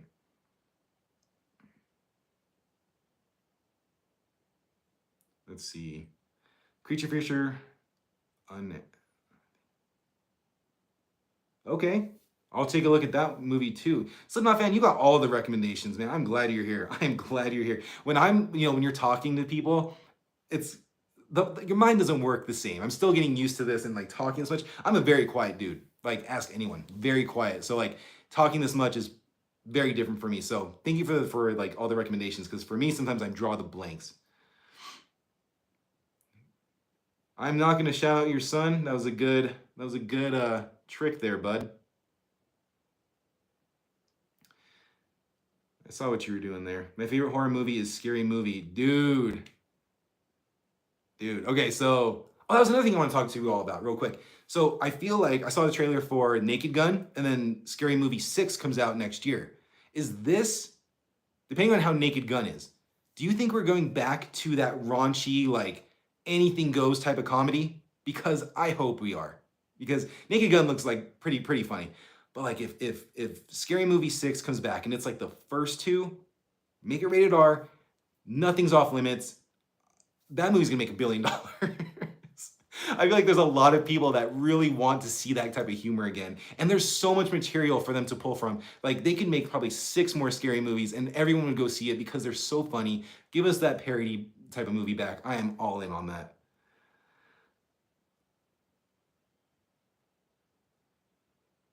Oh, thank you, explicit content. I love you too. My favorite part in Scary Movie, yeah, the first Scary Movie, like so stupid, but like the play on I Know What You Did Last Summer, when the guy is like in the gym like doing like the hitting the heavy bag, and then like it hits him back and he falls down, and he goes to the locker room, and there's a picture there and it's of him and his little tiny, and it says I know. I thought that was the funniest thing ever. Super funny. Honestly, everything in that movie's funny. So there's that. The what's up? The movie's so stupid. Damn, I'm in a good mood now. I was before, but damn. Like, there's so many scenes that, like, I miss stupid comedy. I miss the stuff that makes no sense, but because of how random it is, it just works. I miss that. And yeah, so I hope we get those type of comedies again. It's way too funny. I never saw the 5th one. I think it had Charlie Sheen in it and no one from the originals. So, before I go, I just wanted to see if there's anything anything to talk about. So it looks like Jurassic World. Looks like it's gonna make 141 million this weekend. But it's weird because that's a 5-day gross because it came out on Wednesday or Tuesday or whatever it was. So it's a 5-day gross. Um, so it's kind of expected, right? We already knew this movie was going to make a lot of money.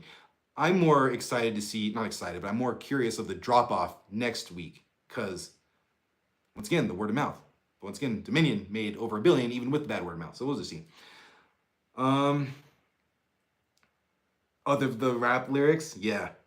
In Scary Movie, Ghostface. No West AK4. I'm not doing that.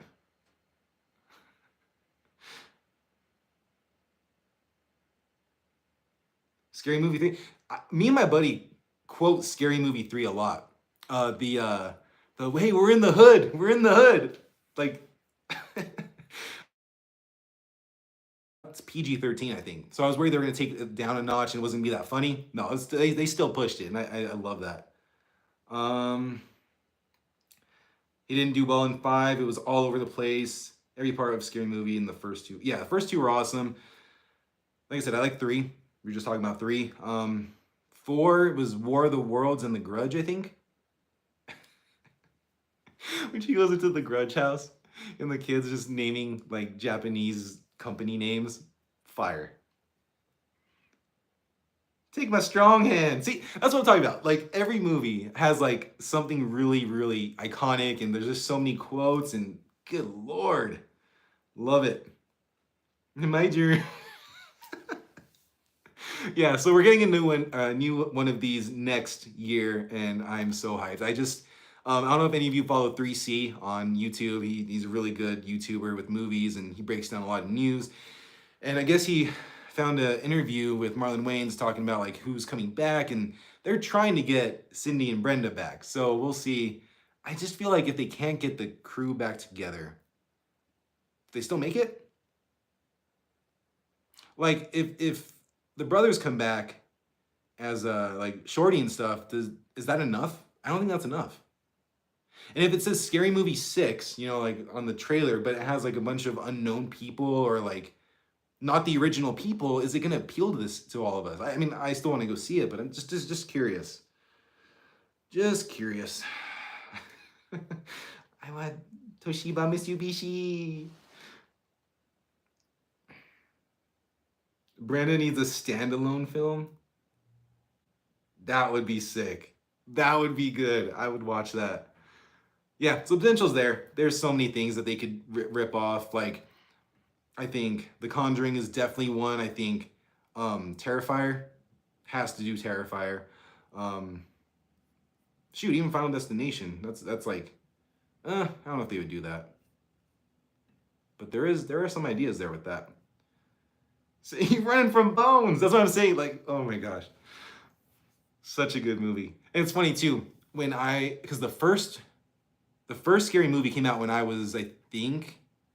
I was like in elementary school, maybe middle school. I was young, and I watched it, and like I got some of the jokes, and a lot of them, like flew right over my head. And then I watched it, years later, and I was like, yo. All right, explicit content. Don't do that. I can't believe it has this option. Put user in timeout.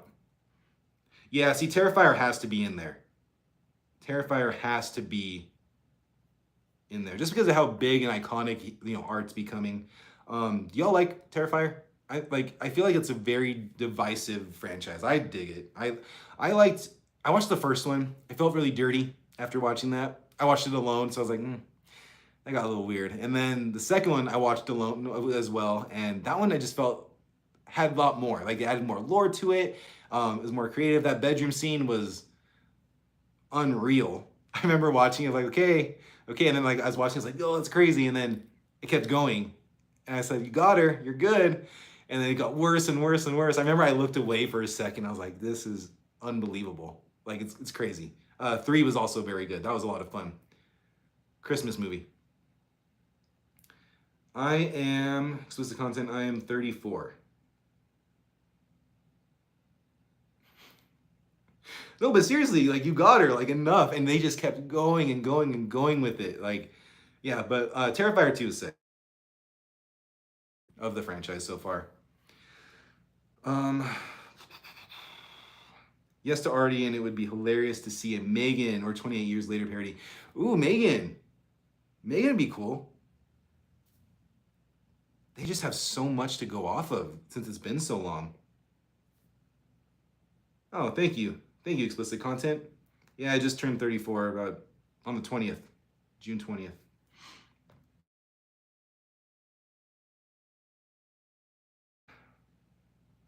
Hello, Samantha. No, I'm 34. Brand new 34. Ooh, Babadook.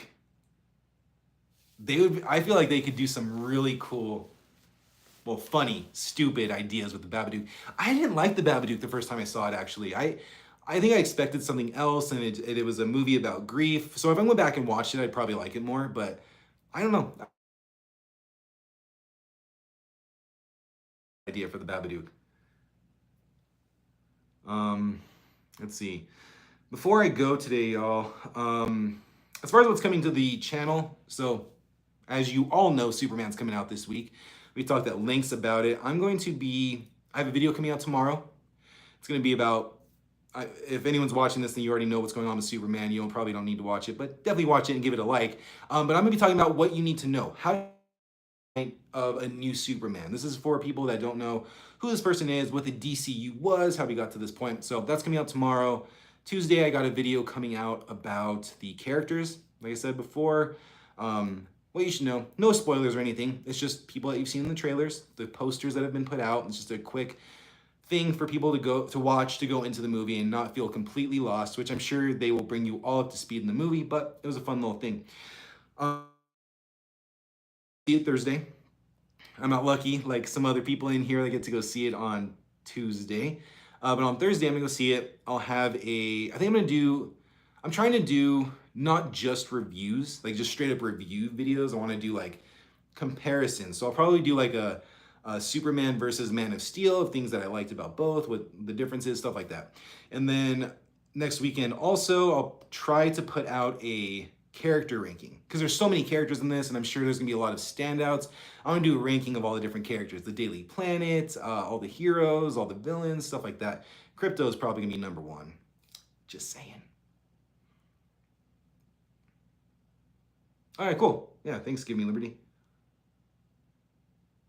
Samantha, I mean, it took me a long time to get into Superman, and the way I got into Superman was Man of Steel. Another way I could see people getting into it is, what am I trying to say? Really just the character of Clark Kent. Like that's really what got me, of like, oh, it's not just this superhero that can, punch people into the sun. There's like a person there, and that's what really got me into him. Oh, Nosferatu. Yes. That would be a good one. He's probably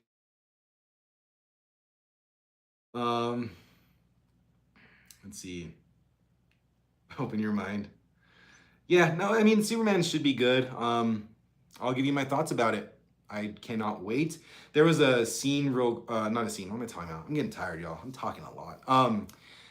There was a report. So if anyone knows, last week, I believe it was last week, there was a lot of content creators and press that got to go see the movie early, but they're under embargo. They cannot say a thing until Tuesday. I think Tuesday, like Tuesday afternoon or something. But there was one that got kind of leaked. I think an article was already written. I forgot who it was from, but it was out in the wild for a little bit. I think it got taken down. They were just ripping it. They're ripping it apart. But the good news about that is that's the same person that was ripping Sinners. Now, Sinners is a good movie. I don't think it's like a must-watch to everybody. It was really cool. I recommended it to a lot of people. But they were saying, I guess, that was a mess. Like, it was a total flop of a movie and all this bad stuff. So if the same person that's saying that about Sinners is saying that about Superman's gonna be a good movie. It cracked me up when they tried to negotiate with Tabitha, the ring girl. Maybe all you need is a mother and a father. She briefly becomes human again for a moment. The curse is broke. Yeah. Yep. No, I'm screwing with you. Yeah. They have so much material. Yeah, good chat today, everybody. Like, I want to go back and rewatch Scary Movie. Samantha, don't worry about it. We'll be back next week with that as well. Um, Also, if you're new here, like I said, every Saturday I try to come in here and do this. I release videos. My goal is Tuesdays and maybe Friday or Saturday. It just kind of depends. I try for Saturday or Friday, but it varies. And if I have time, I'll do something else in the middle. I also put out a post about a day before these, so every Friday, talking about what we'll be talking about here on the live chat. And if you have anything you want to talk about, just throw it into that comment so I can prep it and make a spot for it so we can get talk about what you want to talk about. Yeah, get going, y'all. We've been talking for a long time, over an hour and a half now. But once again, thank you all. I don't mind doing this. Thank you all for being here. I really had a good time talking with everyone. Yeah, so go see Superman so we can all talk about it. I don't plan on doing a spoiler thing on here because that'd be pretty messed up. A lot of people don't have time to go see it right away. But we'll be talking about it a lot next weekend. So also, thank you for all the recommendations from Slipknot fan. I'll be checking those out. I'll be working on the Under the Shadow, hopefully tonight, so we can talk about that too real quick. Yeah, Samantha, have a great day. Have a great day to everybody, and I will talk to you all next week. See ya.